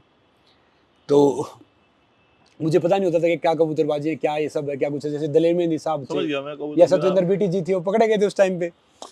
तो वो इटली टीम जा रही थी, तो अब पहलवान के पॉल जी कमिश्नर होते थे उस टाइम में, साउथ अफ्रीका से जीत के आया, मेरा पुलिस हेडक्वार्टर में फोटो लगा हुआ, मैगजीनों में फोटो लगा हुआ, उन्होंने अपना नंबर मुझे दिया कि कुछ भी बात हो जाए मुझे फ़ोन करो, we proud of you, promotion की फाइल चल रही है। तो वो भैया वो जाने लगे, वो बोले इतने पैसे दे देंगे भाई, आज आप लड़ने आओगे इतने पैसे दे देंगे, ये हो जाएगा। तो मैंने सोचा चलो यार 2 पैसे कर लें। तो मैं एयरपोर्ट पे पहुंचा, ऐसे कई बच्चे थे उस टीम में। उसने बोला हाँ भैया यूरोप जा रहे हो, डीसी भी था FRR होगा। तो मैंने ऐसे मजाक में बोल दिया कि भैया अगर जाने दोगे तो भी तो दूसरी बार होगी, नहीं तो पहली बार ही रहेंगे, ये पहली बार यूरोप जा रहे हो। उसने ऐसे कुछ बोला। फिर बोला आप कौन हो? मैंने कहा आप कौन हो? What is this? उन्हें इंग्लिश में कुछ बात की तो इंग्लिश आती नहीं थी। मैंने कहा तमीज से माले बात करना, दिल्ली पुलिस में हूँ, क्योंकि दिल्ली पुलिस में एक पहलवान था, उसकी समझ थी नहीं। बोला तो आप अपनी परमिशन दिखाओ, NOC दिखाओ। मैंने कौन सी NOC, कौन सी परमिशन, आप डीसी पे लग रहे हो? बोला लग रहा हूँ। तो मैंने देख लो ना, मैं के पॉल जो का फ़ोन लगा रहा हूँ वहाँ पे रात को कि सर कोई एक DCP कह रहा, आपने आपको एक बात करना। बोले कमिश्नर को, मतलब समझ कि क्या कुछ है। उन्होंने पता नहीं क्या बात की, रात को मैं सस्पेंड किया और आगे मुझे पता चला कि डिसमिस कर दिया उन्होंने। ये FRR वाले ने या CP साहब ने? नहीं, FRR वाले ने कुछ लिखा और बहुत लिख दिया, मुझे जाने नहीं दिया। उस दिन रोक लिया मेरा पासपोर्ट, सुबह उसने मुझे उससे वहाँ से दिया। और फिर बोला, गुस्से में बोला यार मैंने तेरी नौकरी ख़राब कर दी है, अब आपकी नौकरी बचेगी नहीं। और उसके ऑफिस में मेरा फोटो लगा हुआ, medal many sponsor known magazine. बोला मेरे बाद में समझ में आया। बोला फिर गुस्से मैंने आपकी नौकरी ख़राब कर दी, अब तो भैया आपकी नौकरी बचेगी नहीं। मैंने कहा कोई बात नहीं सर, आपने अपना काम कर लिया, हम अपना काम कर लेंगे, परमात्मा अपना करेगा। तो मेरे पास ना जॉब, ना मेरे पास पैसे, ना घर वालों को मैंने बताया कि मैं क्या बताऊंगा उनको, इतना नॉर्मली इधर उधर रह रहा। मैं से छोटी छोटी वो करके काम करता। एक टाइम ऐसा देखा मैंने अपनी लाइफ में कि मैं 102 बुखार में कुश्ती लड़ता था 50 रुपये के लिए। मेरे पास सुबह खाना नहीं होता था, ये मैंने बहुत देखा है। 30 किलोमीटर पैदल जाता था, पैरों में जूते नहीं होते थे, यहाँ पे सर्दी गर्मी बहुत हार्ड होती है, ट्रैक सूट नहीं होता था, कुछ चीज़ें नहीं होती थी। तो बेसिक से बहुत लड़के आया हूँ। फिर मेरे पास मुंबई दिल्ली जैसे शहर में रहना, मेरे पास ना पैसे ना मेरे पास और कुछ, और मेंटली भी इंसान परेशान रहता है कि भाई नौकरी थी वो चली गई, ये सारी चीज़ हो गई। कौन सा साल था ये, कुछ 2005-6? ये 6-7 था आई थिंक मेरे हिसाब से। और आपको जब डिसमिस कर दिया उसके बाद आप क्या कर रहे थे? कुछ नहीं, मैं वहीं पे मैं कोशिश कर रहा था कि भाई क्या है, कैसे क्या करना है, कोई क्या गाइडेंस भी नहीं, कुछ पता कोई नहीं? गाइडेंस नहीं, कोई कुछ पता नहीं क्या होगा क्या नहीं होगा। मैंने एक वकील किया ऐसे करके कि भाई, या वो वकील उन सरकारी वकीलों से मिल गया, उसने मुझे केस करवा दिया नीचे वाली कोर्ट में। फिर मैं सोचा चलो यार छोड़ दो नौकरी, जो होना है वो हो जाए, क्या फ़र्क पड़ना। फिर मैंने कोई हाई कोर्ट, बोले भैया ऐसे नहीं करना चाहिए। हाई कोर्ट से फिर मैंने एक वकील को बोला कि भाई आप पैसे वैसे लेना, कोई सैलरी मिले, ये सब कर ले। तो वो बड़ी मुश्किल से मैं ऐसे कोई एक्सरसाइज करने वाला मिल गया था, वो तैयार हुआ। तो बोला ठीक है मैं केस वेस लड़ूंगा। उसके ऑफिस तक जाने का मेरे पास ऑटो किराया नहीं होता था, या बस चलती नहीं थी। मैं ऐसे डॉक्यूमेंट पता नहीं होते थे, ऐसे डॉक्यूमेंट लेके जाता, ये सारी चीज़ें करता। फिर बीच में जब मैं कुश्ती कर रहा था तो कोई बोले कि भाई रेसलिंग पे शो बना रहे हैं,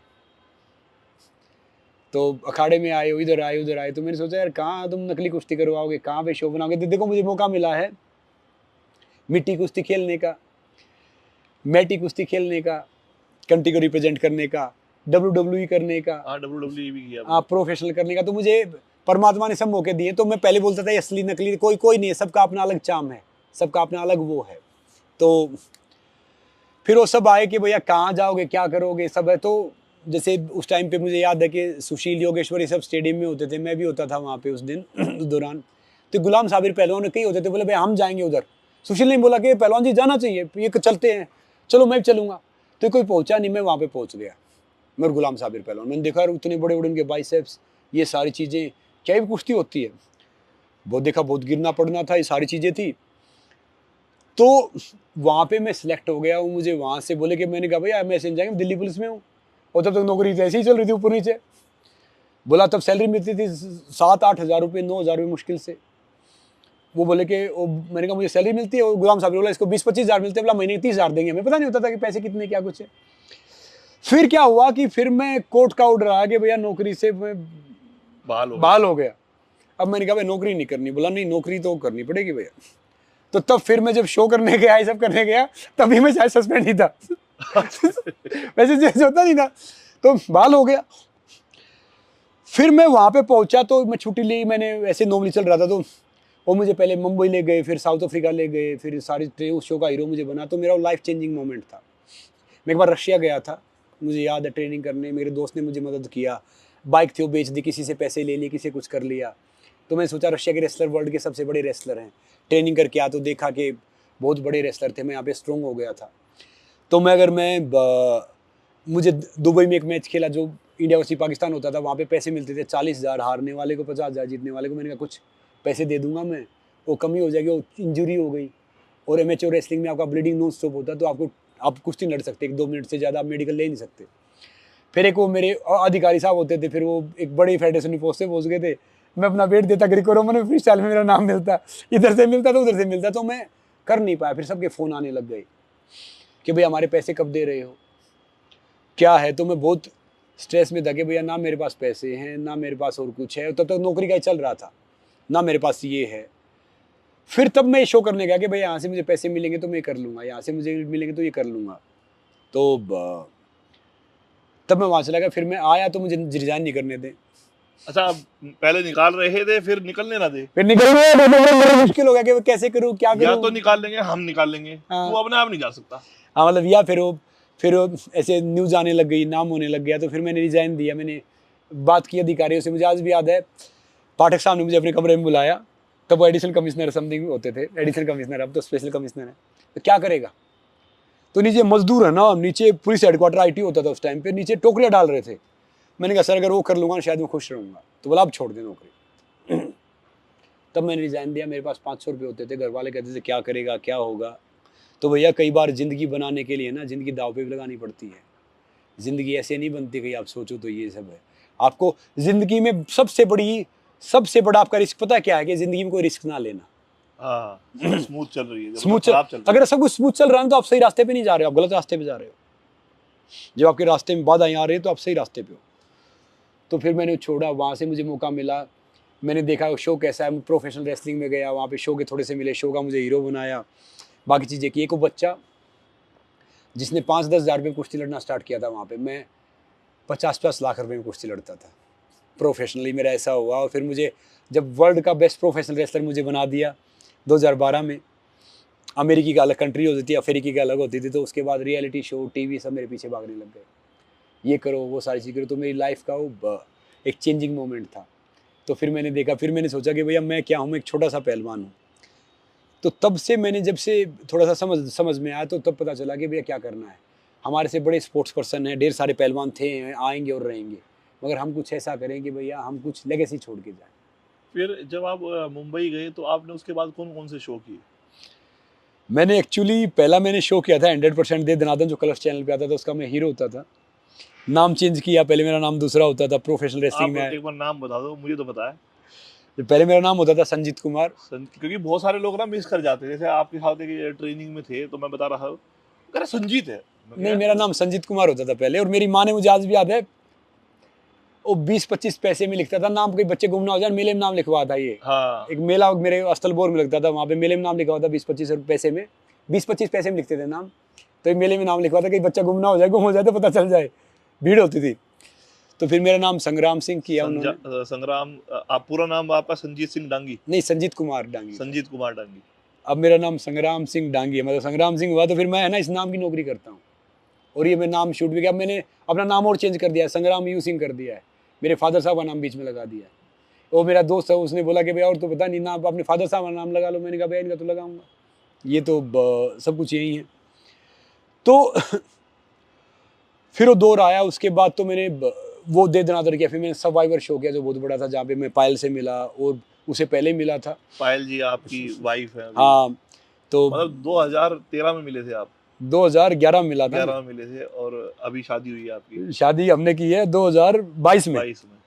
तो भैया पहले देख लो, इतना परेशान हो लो, फिर देख लो कि भैया शादी के ठीक है। कि मुझे लगा कि हम दोनों बिल्कुल अपोजिट हैं। मैं नॉर्थ हूँ तो साउथ है, सोचना अलग, समझना अलग।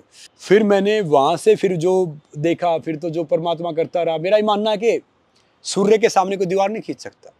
अगर आप में टैलेंट है, पोटेंशियल है, तो आप आगे ही आओगे, आपको रोक नहीं सकता। आपने घर खरीदा फिर मुंबई में? इंडिया टीवी एक शो किया, बिग टॉस, जो बिग बॉस के उस पर था। फिर तो मैंने ढेर सारे शो किए, वेलकम शो किया, वेलकम विद डायन किया, फिर मैंने बिग बॉस किया। बिग बॉस के टाइम पे घर खरीदा हुआ था, और 7 सीजन में आए थे आप बिग बॉस? हाँ, बिग बॉस के 7 सीजन में आया था। और मैं उस शो का, आप यकीन करेंगे, मैंने आज तक अपना सीजन नहीं देखा है। और मैं बिग बॉस में गया ना, तो क्या होता था कि अखाड़े के बाहर से 20 रुपये निक्कर, 30 रुपये बनियान में ऐसे आता रहता था। कोई ज्यादा में हाई फाई कुछ था नहीं, ऐसे ले गया था। हमारे इधर के जो है ना, नॉर्थ इंडिया में बच्चों को कपड़ों का शौक नहीं होता, हाँ, बॉडी का शौक होता है। सुनो, तो मैं शो में पहुंचा, तो मुझे पता चला कि भाई ये 1-2 लाख रुपया कुर्ता भी आता है, या जिस बेल्ट में जी लिखा होता था, वो बेल्ट 30-35 हज़ार रुपये की आती है। एच लिखा होता था, ये वो पता नहीं कौन सी ब्रांड है, उनके ब्रांड के नाम लेने चाहिए, वो 30-40 हज़ार के आते, जूते ही आते हैं। तो मेरे लिए कोई नई चीज़ थी। मैं सोचता था कि भाई इतने ढेर सारे हैं, इनका एंटरटेनमेंट मिल रहा है, मुझे इतने सप्ताह के इतने पैसे मिल रहे हैं। तो मैं सोचता था चलो ठीक है भैया। तो उस शो में मैं आया, और उस शो में आया तो मैंने उस शो का ना ट्रेंड चेंज कर दिया। उस शो का ट्रेंड क्या चेंज किया, सब सोचते थे भैया इसमें वो इंसान आते हैं जो कंट्रोवर्शियल होते हैं, जिनकी करियर ख़त्म होता है। मैं एक ऐसा इंसान आता उस शो में, पहले भी बहुत आए होंगे, कि मैंने वहाँ से क्या, लोग ये बिलीव करने लगे नहीं यार यहाँ पे अच्छे इंसान भी आते हैं, सही इंसान भी आते हैं। आपका वो पूरा सीजन मैंने देखा है। इवन आपका एक झगड़ा हुआ था जिसमें आपने बोला है एक मारूंगा, उसी में मार दूंगा बस। अरमान के साथ मेरा झगड़ा होता। मैं शो में ना किसी को 2-4 आदमी को जानता था, सिर्फ अरमान को जानता था। अरमान की मैंने फिल्म देखी थी, नाग वाली। हाँ, तो मैंने कहा यार पाजी, आपकी फिल्म देखी थी मैंने, नाग वाली, आप तो सच्ची में नाग हो यार।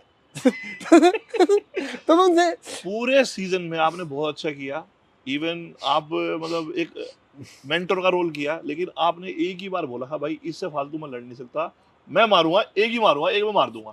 मैं कोई जिको झगड़ा करता था ना, मैं उसको बोलता था भाई रहने यार, क्यों मेरी जिंदगी खराब कर रहा है, क्यों मेरी चड्डी त्याड़ में सुखा रहा है। बोला मतलब, मैंने कहा भैया आप कुछ कहोगे वो करोगे, मैं गलती से एक लग गया, आप मर जाओगे यार। तो मतलब हो गई ना ज़िंदगी खराब। तो कहने का मतलब ये है कि मैं बहुत, मेरे में बहुत संयम है, पेशेंस बहुत है, मैं किसी से झगड़ा नहीं करता कभी, क्योंकि जो मुझे कुछ बोलता ना, आजकल मैं ज़िंदगी जीता हूँ गौतम बुद्ध की तरह, 3 बार कोई बोलता तब 1 बार जवाब देता हूँ। तो जिसमें संयम है ना, उसको भगवान जी पराजित नहीं कर सकता। बस आप पेशेंस रखो।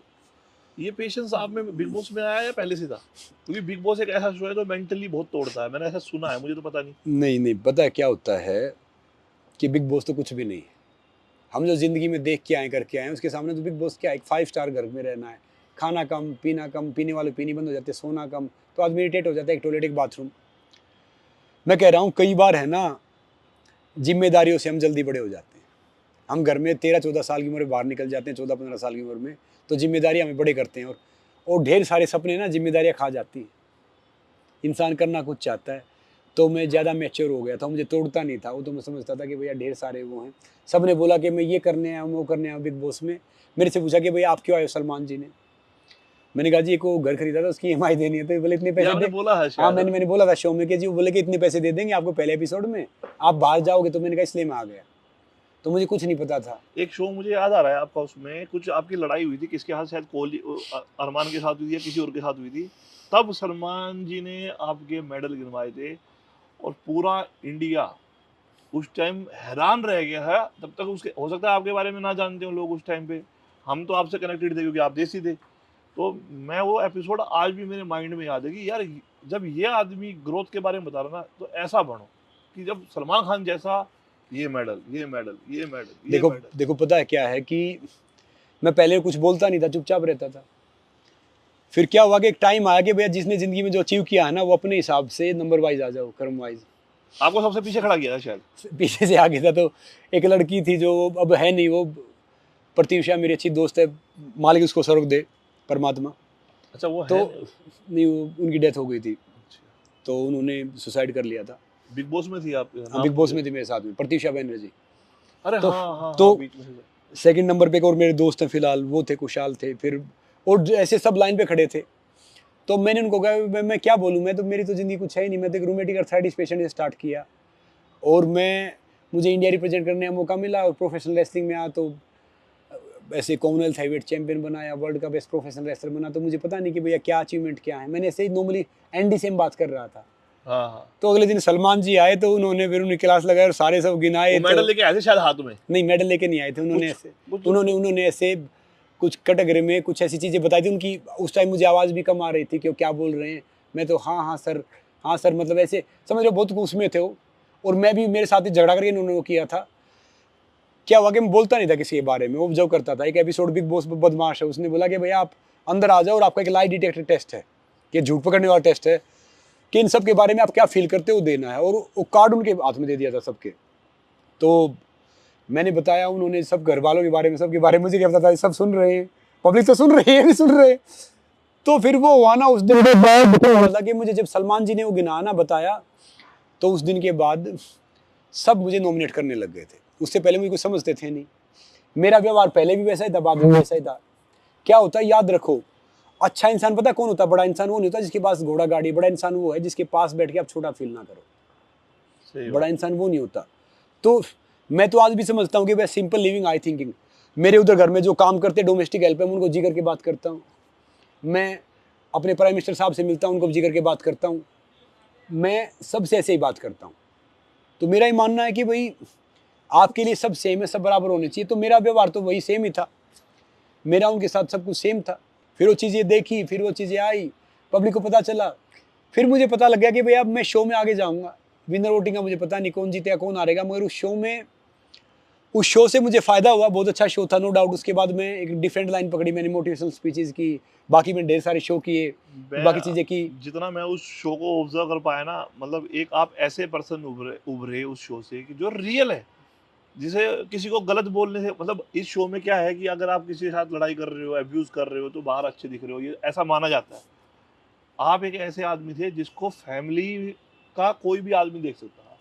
मतलब बहुत सारी लड़ाइयाँ हुई सीजन में, यहाँ तक कि सलमान खान के अगेंस्ट ट्रोल भी हुआ है। वो सीजन बेस्ट भी था उस टाइम, क्योंकि कंटेस्टेंट डिफरेंट थे उस टाइम पे। शायद कुशाल की और कुछ फाइट हुई थी, उसमें सलमान सर के बाहर ट्रोल भी बहुत हुआ है। आप अकेले एक ऐसे आदमी थे जो मतलब सोबर, सिंपल, अच्छे से खेल रहा है, किसी को कुछ नहीं बोल रहा है, कोहली ने आपको उकसाने की भी बहुत कोशिश की, लड़ाई भी हुई, फिर सलमान खान ने आपके बारे में ऐसी बातें की, तो आप एक हीरोइक, मतलब एक हीरो होता है ना, वो इमेज निकली थी आपकी।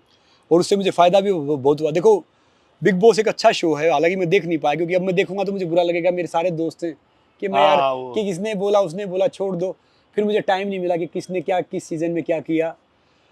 अब मुझे मौका मिला तो मैं बिग बॉस में कंटेस्टेंट बन के जाऊंगा, मैं गेस्ट बन के जा सकता हूँ स्पेशल उसके लिए, कुछ दिन के लिए जैसे गेस्ट। हाँ गेस्ट बन के जा सकता हूँ, मैं कंटेस्टेंट बन के जाऊंगा। आपने अपने शो के अलावा कोई सा बिग बॉस सीजन देखा है?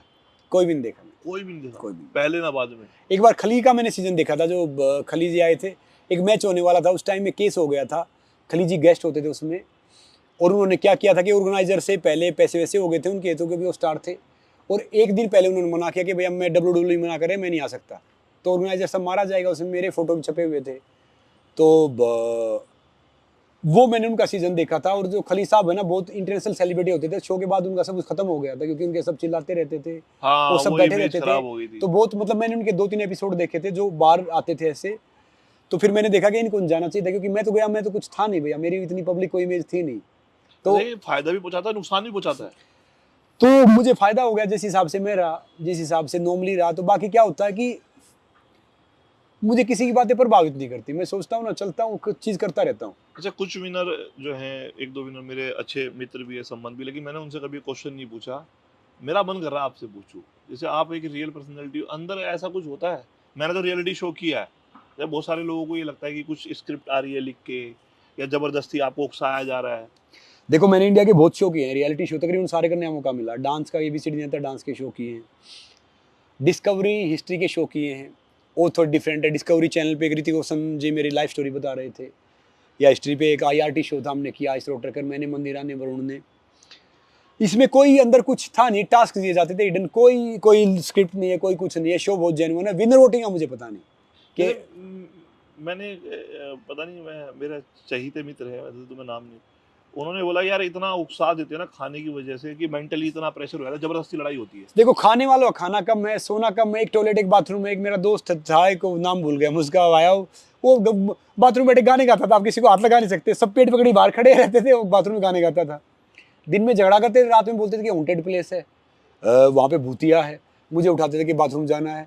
दिन में झगड़ा करते थे, तो मैंने कहा भैया वो बन रहे हैं, हाँ दिन में बन रहे, रात को कहते बाथरूम जाना है, तो मैं सलमान जी से बोलता था कि भाई निकाल दो, ये तो ना दिन में रहने देते ना रात को सोने देते। तो मतलब एक अलग चाम था, वो एक दुनिया ना बिग बॉस है, आप कुछ भी बोलोगे तो समझ लो कैमरे चल रहे हैं, कहीं से भी आपकी बुराई बहुत तेज भागती है, यहाँ पे की तो अगले दिन आपके सामने आ जाएगी। अच्छा ही दो ना, जब आप जिंदगी में किसी अच्छा कर रहे हो ना, मेक श्योर आप ये मत करो कि आपका अच्छा करेगा, आपका कहीं ना कहीं परमात्मा अपने आप अच्छा कर रहा है, वो करे ना करे, हाँ तो अच्छा करो बस, और उनकी मदद करो जिन अगर आप एक्चुअली अच्छा ही कर रहे हो ना, तो भैया उनकी मदद करो, जो बदले में आपकी मदद नहीं कर सकते ना, वो चैरिटी है। और आप चैरिटी कर रहे हो किसी को चाह रहे हो, तो you are not doing charity, you are doing business. अगर आप चाह रहे हो कि भैया मैंने इसका किया, बदले मुझे मिलेगा, तो फिर आप बिजनेस कर रहे हो, फिर आप चैरिटी नहीं कर रहे। एक्सपेक्टेशन नहीं रखनी चाहिए, बिल्कुल टूटती भी है, फिर वो टूटती भी है। तो इसके बाद आपने बहुत सारे रियलिटी शो किए, उसके बाद आपके गाने वाने भी? मैंने गाने किए, मैंने फिल्म की, तो मुझे फिल्म का पता नहीं होता था फिल्म में क्या है, क्योंकि मुझे आज भी बहुत प्यार मिलता है मीडिया से, मुझे स्पोर्ट्स से लेके, एंटरटेनमेंट से लेके, लाइफस्टाइल से लेके, बहुत मुझे वो उनका शुक्रगुजार है कि उनको पता कि अच्छा इंसान है, और बहुत मुझे छापते हैं, बहुत लिखते हैं, सब करने का मौका मिला। फिर मुझे एक टाइम लगा कि भैया मुझे पता चला कि ये चीज़ सीरियस है। मैं एक फिल्म करने वाला था, इंडिया के फर्स्ट ओलंपिक मेडलिस्ट की बायोपिक, श्याम बेनेगल जिसको डायरेक्ट कर रहे थे। हाँ, ये मैंने वेट कम किया KD जाधव साहब पे, 3 साल मैंने दूसरा प्रोजेक्ट को किया, यानी 3-4 साल अपने 2 पैसे लिए, 2 पैसे अपने जो कमाए थे वो बैठे खाए, सारी चीज़ की, मेहनत की, और किसी कारण से फिल्म अनाउंस होकर रुक गई। कोई दूसरा आदमी होता स्ट्रेस में ज़्यादा, डिप्रेशन में जाता, मैंने सोचा यार इतने लेजेंड से सीख लिया। तो कई बार मेरे साथ ऐसे इंसिडेंट हुए हैं कि मैं एक फिल्म करने वाला था महेश भट्ट साहब के साथ में, दो प्रोड्यूसर आए, वो आपका पोस्ट भी आया है शायद, 2 प्रोड्यूसर आए, एक पंडित जी थे, एक लड़की मुस्लिम थी, उनको मैंने अपने टेरिस में मिलवा दिया, और मेरी फ़ी तय हुई कि भैया फ़ी देंगे, सारी चीज़ करेंगे। तो उन्होंने क्या किया कि वो जो दूसरा प्रोड्यूसर था वो भी थोड़ा बदमाश था, वो इस टाइम पे कर देंगे, उसने नहीं किया, या दूसरी जो लड़की थी उसका मिसअंडरस्टैंडिंग हुआ, वो कभी यहाँ झगड़ा कर रहे हैं, कभी वहाँ खड़े हैं, कोई उन्होंने चंडीगढ़ पता नहीं कहाँ पे FIR करवाया। मैं देख रहा हूँ कि भैया मेरा नाम क्योंकि संग्राम भाई के थ्रू मिले थे, ये सब हुआ था। तो कई अनवांटेड दिक्कत भी आई, समस्या भी आई, और देखो लाइफ ये है, जब मैं, मुझे आज भी याद है, मैं एक एमवे का शूट कर रहा था, मैं और मेरा भाई चानू वहाँ पे, और उस टाइम में एफआईआर का मुझे फ़ोन आ रहा थाने से, को सब इंस्पेक्टर फ़ोन कर रहा है कि जी कब आ रहे हो, कब आ रहे हो, कब आ रहे हो। और उस टाइम मुझे सीएम साहब से और डीजीपी से बात करनी थी ऑनलाइन। मैं एक अपनी गाड़ी होती थी कोई, वो उन्होंने गाड़ी दे रखी थी, मैं रोड पे जाके मैं उनसे बात कर रहा हूँ। तो उधर सीएम साहब भी कह रहे हैं कि हाँ संग्राम जी थैंक यू, डीजीपी साहब कह रहे हैं थैंक यू सो मच, जो आपने 5 मिनट दिया, आए आपने सब किया। उधर से आइए फ़ोन आ रहा है कि थाने कब आ रहे हो। एक चीफ मिनिस्टर और डीजीपी से कह रहे हैं कि थैंक यू सो मच संग्राम जी, जो आप आए, आपने सब किया। उधर से एक सब इंस्पेक्टर कह रहे हैं कि थाने के बाहर। तो मैंने कहा ये लाइफ है, समझ रहे हो। तो वो चीज़ें, वो सारी चीज़ें होती थी। तो फिर मैंने उनको फ़ोन किया कि भैया आप जिन्होंने किया उनको तो आप बोलते नहीं हो। मैंने कहा मैं पुलिस में रहा हूँ, कि मैं भी जानता हूँ कि क्या कुछ है। वो कहने ना अनवांटेड एंटीस्पेक्ट्री करवाओ, ये सब करवाओ, तो खुद करवाना पड़ता है। क्योंकि क्या होता है कि जो जिम्मेदार होता है ना, सारी परेशानी उसी को उठानी पड़ती है। जो जिम्मेदार नहीं होता उसके लिए क्या है, उसके लिए तो नॉर्मल चीज़ें।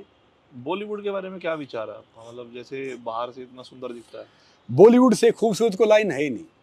इतनी जल्दी फेम, शोहरत, इज्जत कहाँ मिलेगी। अब मैं करण जौहर साहब से लेके सबसे बात करता हूँ, करण जौहर जी से सबसे बात करता हूँ, और मैं उनको जी कहता हूँ, सब जी कहते हैं। काम करना एक अलग बात है, काम आप किसके साथ कर रहे हो। जब मैं मिलता हूँ सबसे जी करके बात करता हूँ, जी करके बात करते हैं। आज तक मुझे गलत इंसान मिला ही नहीं। सलमान भाई से बात होती कभी?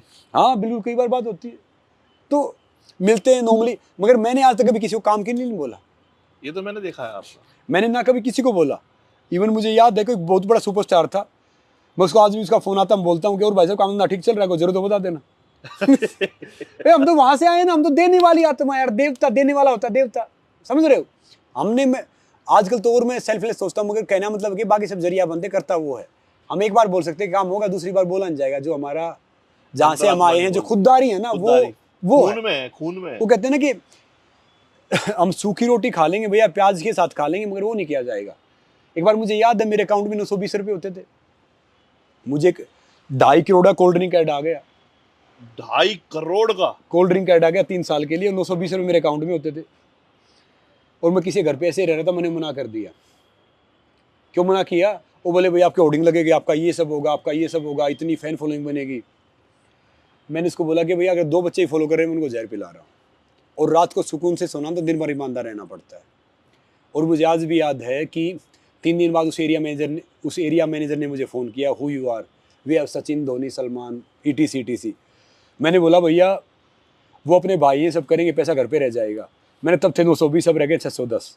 आप बोलोगे कि भैया ये भी निकाल के दूंगा, फ्री में ऐड करूँगा, बोलो टॉयलेट साफ करना है तो कहने का मतलब ये कि जो चीज़ हार्मफुल है ना, मैं उसका बिल्कुल प्रचार नहीं करता। जो हमारे यूथ के लिए नुकसानदायक है, जो हमारे समाज के लिए नुकसानदायक है, जैसे गुटखा है, कोल्ड ड्रिंक है, तंबाकू है, शराब है, मैं नहीं करता उसका प्रचार, ना कभी करूँगा।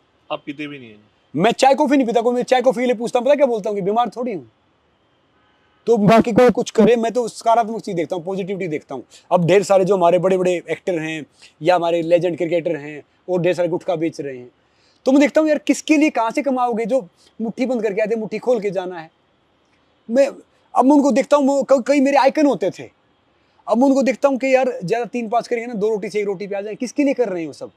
तो मैं उन सब से गुजारिश करता हूँ कि भैया यहाँ से भी कि आप सारी चीज़ वही प्रमोट करो जो हमारे एस्पायरिंग जनरेशन के लिए अच्छा, जो हमारे लोगों के लिए अच्छा, जो हमारे देश के लिए अच्छा है, वो चीज़ प्रमोट करो। तो मैंने वो ठान लिया कि चाहे मैं अब एंटी टबाको को कैंपेन को प्रमोट करता हूँ या बाकी कुछ भी करता हूँ, कि कोई वो चीज़ नहीं करनी जिससे मेरे देश का नुकसान है, यूथ का नुकसान, जिससे यूथ का नुकसान। यूथ, देश तो यूथ से ही बनेगा ना। सबसे ज्यादा यूथ हमारे देश में है, पूरे वर्ल्ड में सबसे यंग जनरेशन हमारी, युवा देश हमारा है। तो तब से मैं कोई भी चीज़ करता हूँ, देखो मैं बहुत प्योर वेजिटेरियन हूँ। बीच में मैंने थोड़े दिन किसी कारण से ये एग वाइट खा लो भैया, डॉक्टर ने बोला ये कर लो, वो कर लो। अब मैं शुद्ध शाकाहारी हूँ बिल्कुल। और मेरा ये मानना कि भैया अगर वेजिटेरियन हो ना, तो आप कहीं भी सोच सकते हो। जैसा खाओगे ना वैसा होगा मन, जैसा पियोगे पानी वैसे निकलेगी वाणी, जैसी संगत वैसी रंगत। अगर आप वेजिटेरियन हो, देखो हॉर्स, घोड़ा शाकाहारी खड़ा सोएगा, खड़ा होता है, बैठ के सोएगा तो बीमार है। हाथी सबसे ताकतवर है, शाकाहारी है। हिरन शाकाहारी है, उससे तेज कोई भागता ही नहीं है। मांसाहारी तो जल्दी थक जाएगा।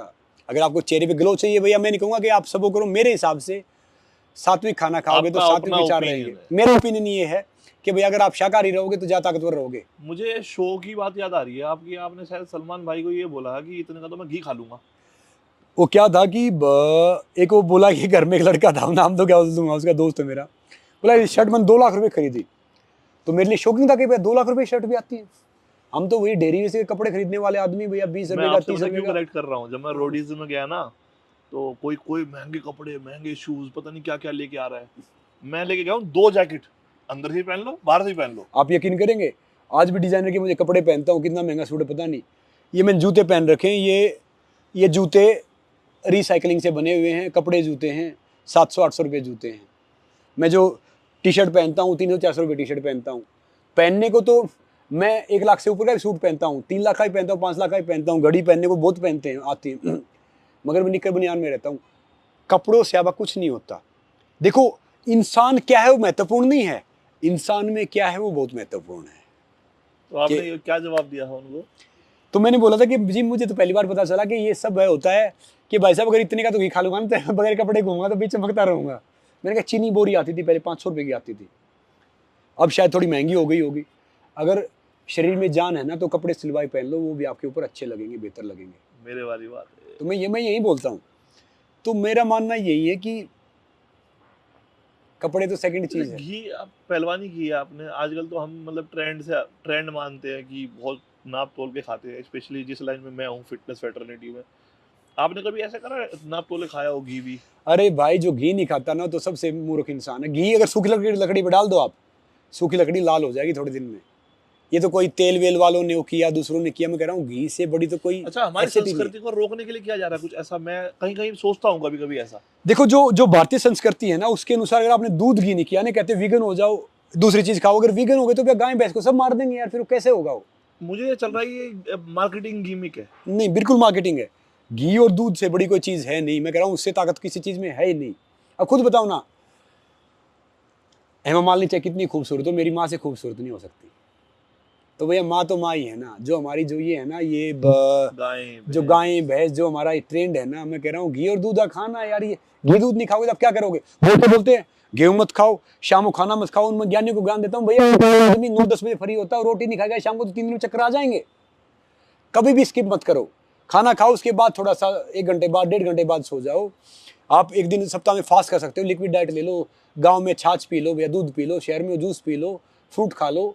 तो कहने का मतलब ये कि अपनी उससे मत जुड़ो। और संस्कृति पता है हमारी क्या? भारतीय संस्कृति हालांकि सनातन धर्म है ना, बहुत साइंटिफिक है। मैं किसी रिलीजन के अगेंस्ट नहीं हूँ। मैं तो, मेरे लिए हिंदू मुस्लिम सिख ईसाई सब बराबर हैं। हम सब मिलके ये भारत एक मजबूत देश बनता है। मगर एक साइंटिफिक पता क्यों है? भूख के अनुसार खाना खाना ये प्रकृति है, और अपने आप से अपना खुद भूखा रह के दूसरे को खाना खिलाना ये भारतीय संस्कृति है। ये भारतीय संस्कृति। तो भैया हम उस संस्कृति से आए हैं।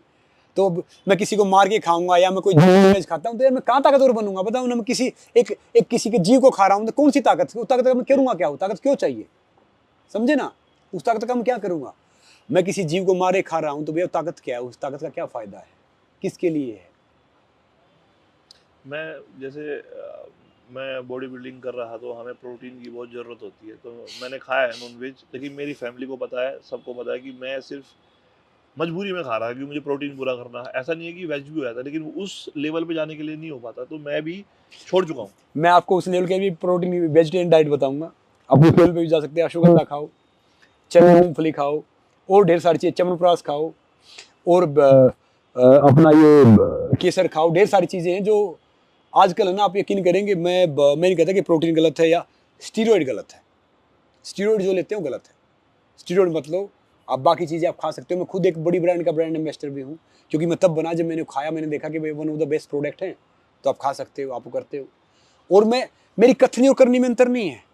जो मैं बोलता हूँ करता हूँ, जो करता हूँ बोलता हूँ। ऐसे मुझे आपकी बात से याद आया, एक बहुत बड़ी सेलिब्रिटी है बॉलीवुड की जिन्होंने ऐड तो किया है, लेकिन एक शो में आने के बाद पीने से मना कर दिया कि इसमें शुगर है।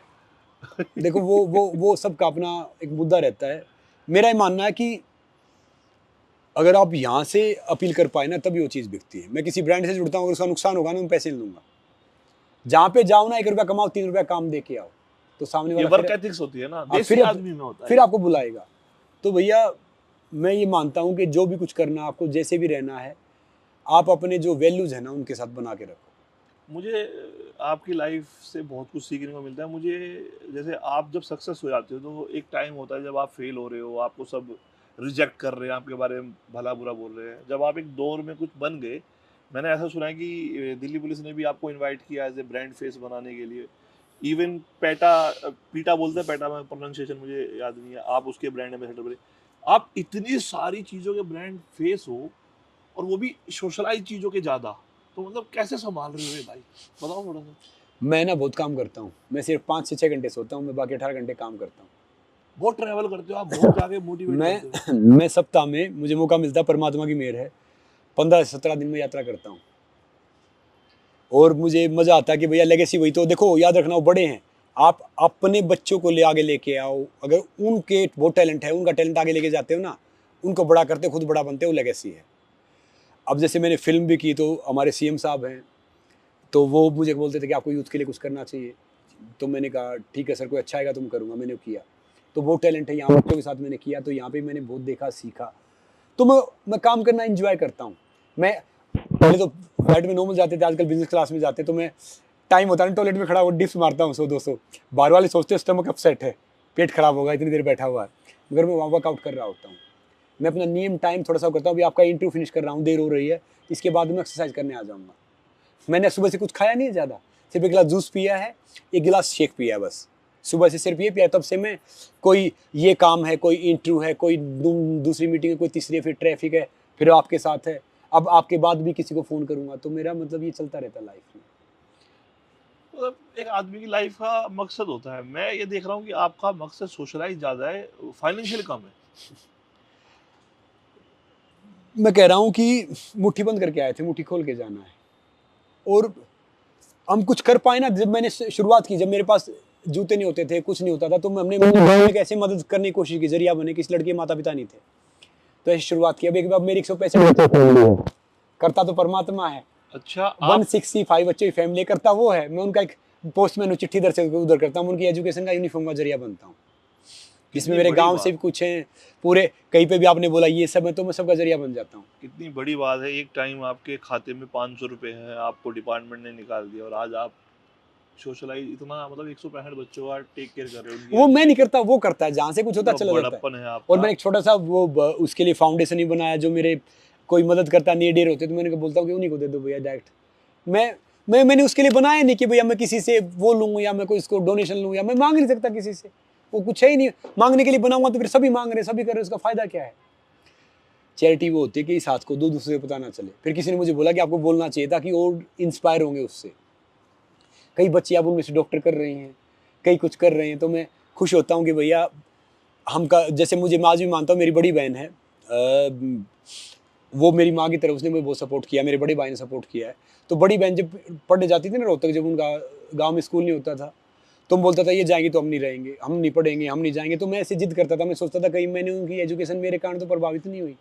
आज मैं सबका जरिया बनता हूँ, बोलता हूँ कोई बच्ची तैयारी कर रही है, कोई बच्चा तैयारी कर रहा है, कि करने दो भैया इसको, उनको आगे बढ़ने दो। बाकी तो पुलिस रिफॉर्म्स में काम किया आपने कुछ? पुलिस रिफॉर्म में आपने देखा कितनी दिक्कतें हैं। मैं कह रहा हूँ कि पुलिस की जॉब है ना, मैं आज भी 4 बजे रेड लाइट होगी तो मैं खड़ा मिलूंगा आपको, मैं बहुत इज्जत करता हूँ। पुलिस की जॉब है ना, थैंकलेस है। मैं कह रहा हूँ पुलिस से ज़्यादा काम कोई नहीं करता है। आर्मी बॉर्डर पे काम करती है, यहाँ काम एक्चुअली पुलिस करती है। 40 के बाद सब पुलिस वाले बीमार हो जाते हैं, ना उनके पास अच्छे टॉयलेट, ना उनके पास इतना घर, ना उनकी इतनी सैलरी।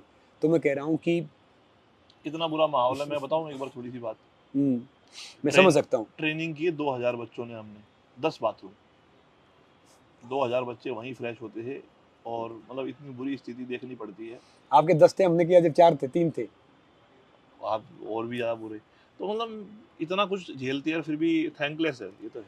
कोई नहीं। बाकी पुलिस का क्या है कि भैया बहुत रिस्पेक्ट करता हूँ पुलिस के दिल से। वहाँ से मैंने बहुत सीखा है, बहुत अन किया है।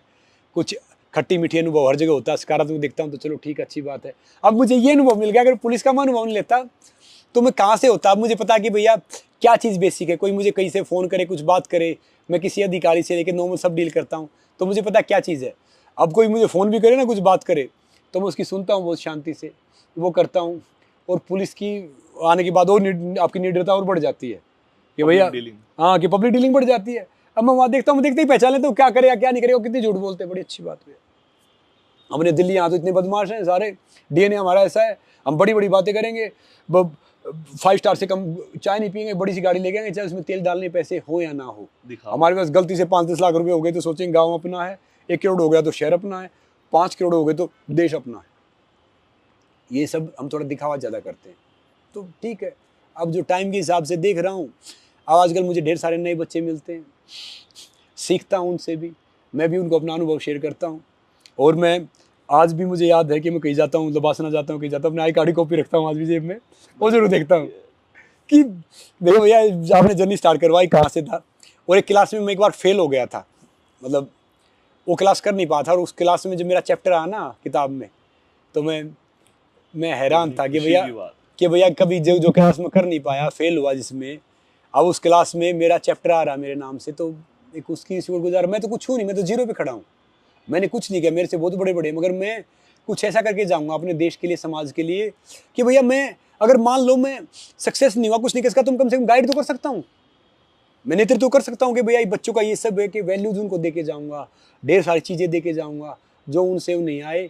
और ये पूरा भारत देश मेरा देश है, मेरा परिवार है, पूरा संसार हमारा परिवार है। अभी हमने देखा ना G20 हुआ, तब सबका ये नारा था कि भैया एक भूमि, एक कुटुंब, एक परिवार, पूरा विश्व। तो यही सब तो है। आज इतनी सारी बातें कर ली हमने, तो मेरा तो मन नहीं है खत्म करने का, लेकिन एक टॉपिक रह गया भैया। लॉकअप के बारे में बताओ थोड़ा सा, और हमारी भाभी जी के बारे में आप थोड़ा, शादी के देखो मैं बाद। उनके बारे में बोलूंगा, मगर मैं उस शो को पब्लिसिटी नहीं दे सकता, क्योंकि उस शो से मैं जुड़ा नहीं हूँ। हाँ, ये तो शो क्यों बड़ा करें, सही बात। नॉर्मल शो आएगा, जो अगर मैं उससे जुड़ रहा हूँ फिर नहीं कमिटमेंट हो जाएगी मैं उस शो के बारे में बोलूँ। जिस शो से मैं फिलहाल जुड़ नहीं रहा, तो फिर वो एथिक्स नहीं है कि भैया आप किसी को प्रमोट करो। प्रमोशन पैसा प्रोड्यूसर के पास पहुंचेगा, उन सब के पास पहुंचेगा, वो चैरिटी में लगाते नहीं है, कुछ करते नहीं, तो उसको क्यों बढ़ावा देना। सही बात। देखो मेरा ही मानना है कि कोई कुछ माने या ना माने, मगर मैं जिंदगी में मैं मान के चलता हूँ कि भैया मैं कुछ करूँगा। एक मैं हमेशा एक बात बोलता हूँ कि भैया आप अपनी वजूद, अपना करियर समझो। सिंह जहाँ बैठ जाता है ना, वही सिंहासन हो जाता है। सिंह यानी शेर, उसके लिए कोई पद प्रतिष्ठा नहीं होती। और राजा क्यों होता है, राजा अपनी ताकत से, अपने प्रभाव से होता है, वहाँ पे चुनाव नहीं होते। तो पायल जी से मैं मिला था आगरा मथुरा हाईवे पे, फिर हम एक शो में मिले, हमने मदद की उनकी, ऐसे वहाँ पे एक शो में मिले सर्वाइवर में। फिर सिचुएशन ऐसी हुई कि भाई हम क्लोज आए, फिर मैं उनके बारे में नहीं जानता था ना, वो शायद मेरे बारे में इतना जानते थे। वो तो ठीक है उस टाइम सेलिब्रिटी थे, मैं तो उस टाइम नॉर्मल था।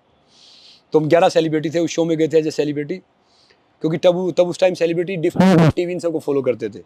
हम ये सब आए, तो मैंने पायल जी से मैंने देखा, तो भैया मेरे हिसाब से दुनिया में बहुत कम इंसान होते हैं जैसे दिखते वैसे होते हैं, स्ट्रेट फॉरवर्ड। हाँ वो वैसे हैं। और मैं कहूँगा कि मुझे इससे अच्छी लड़की शायद मुश्किल मिलती।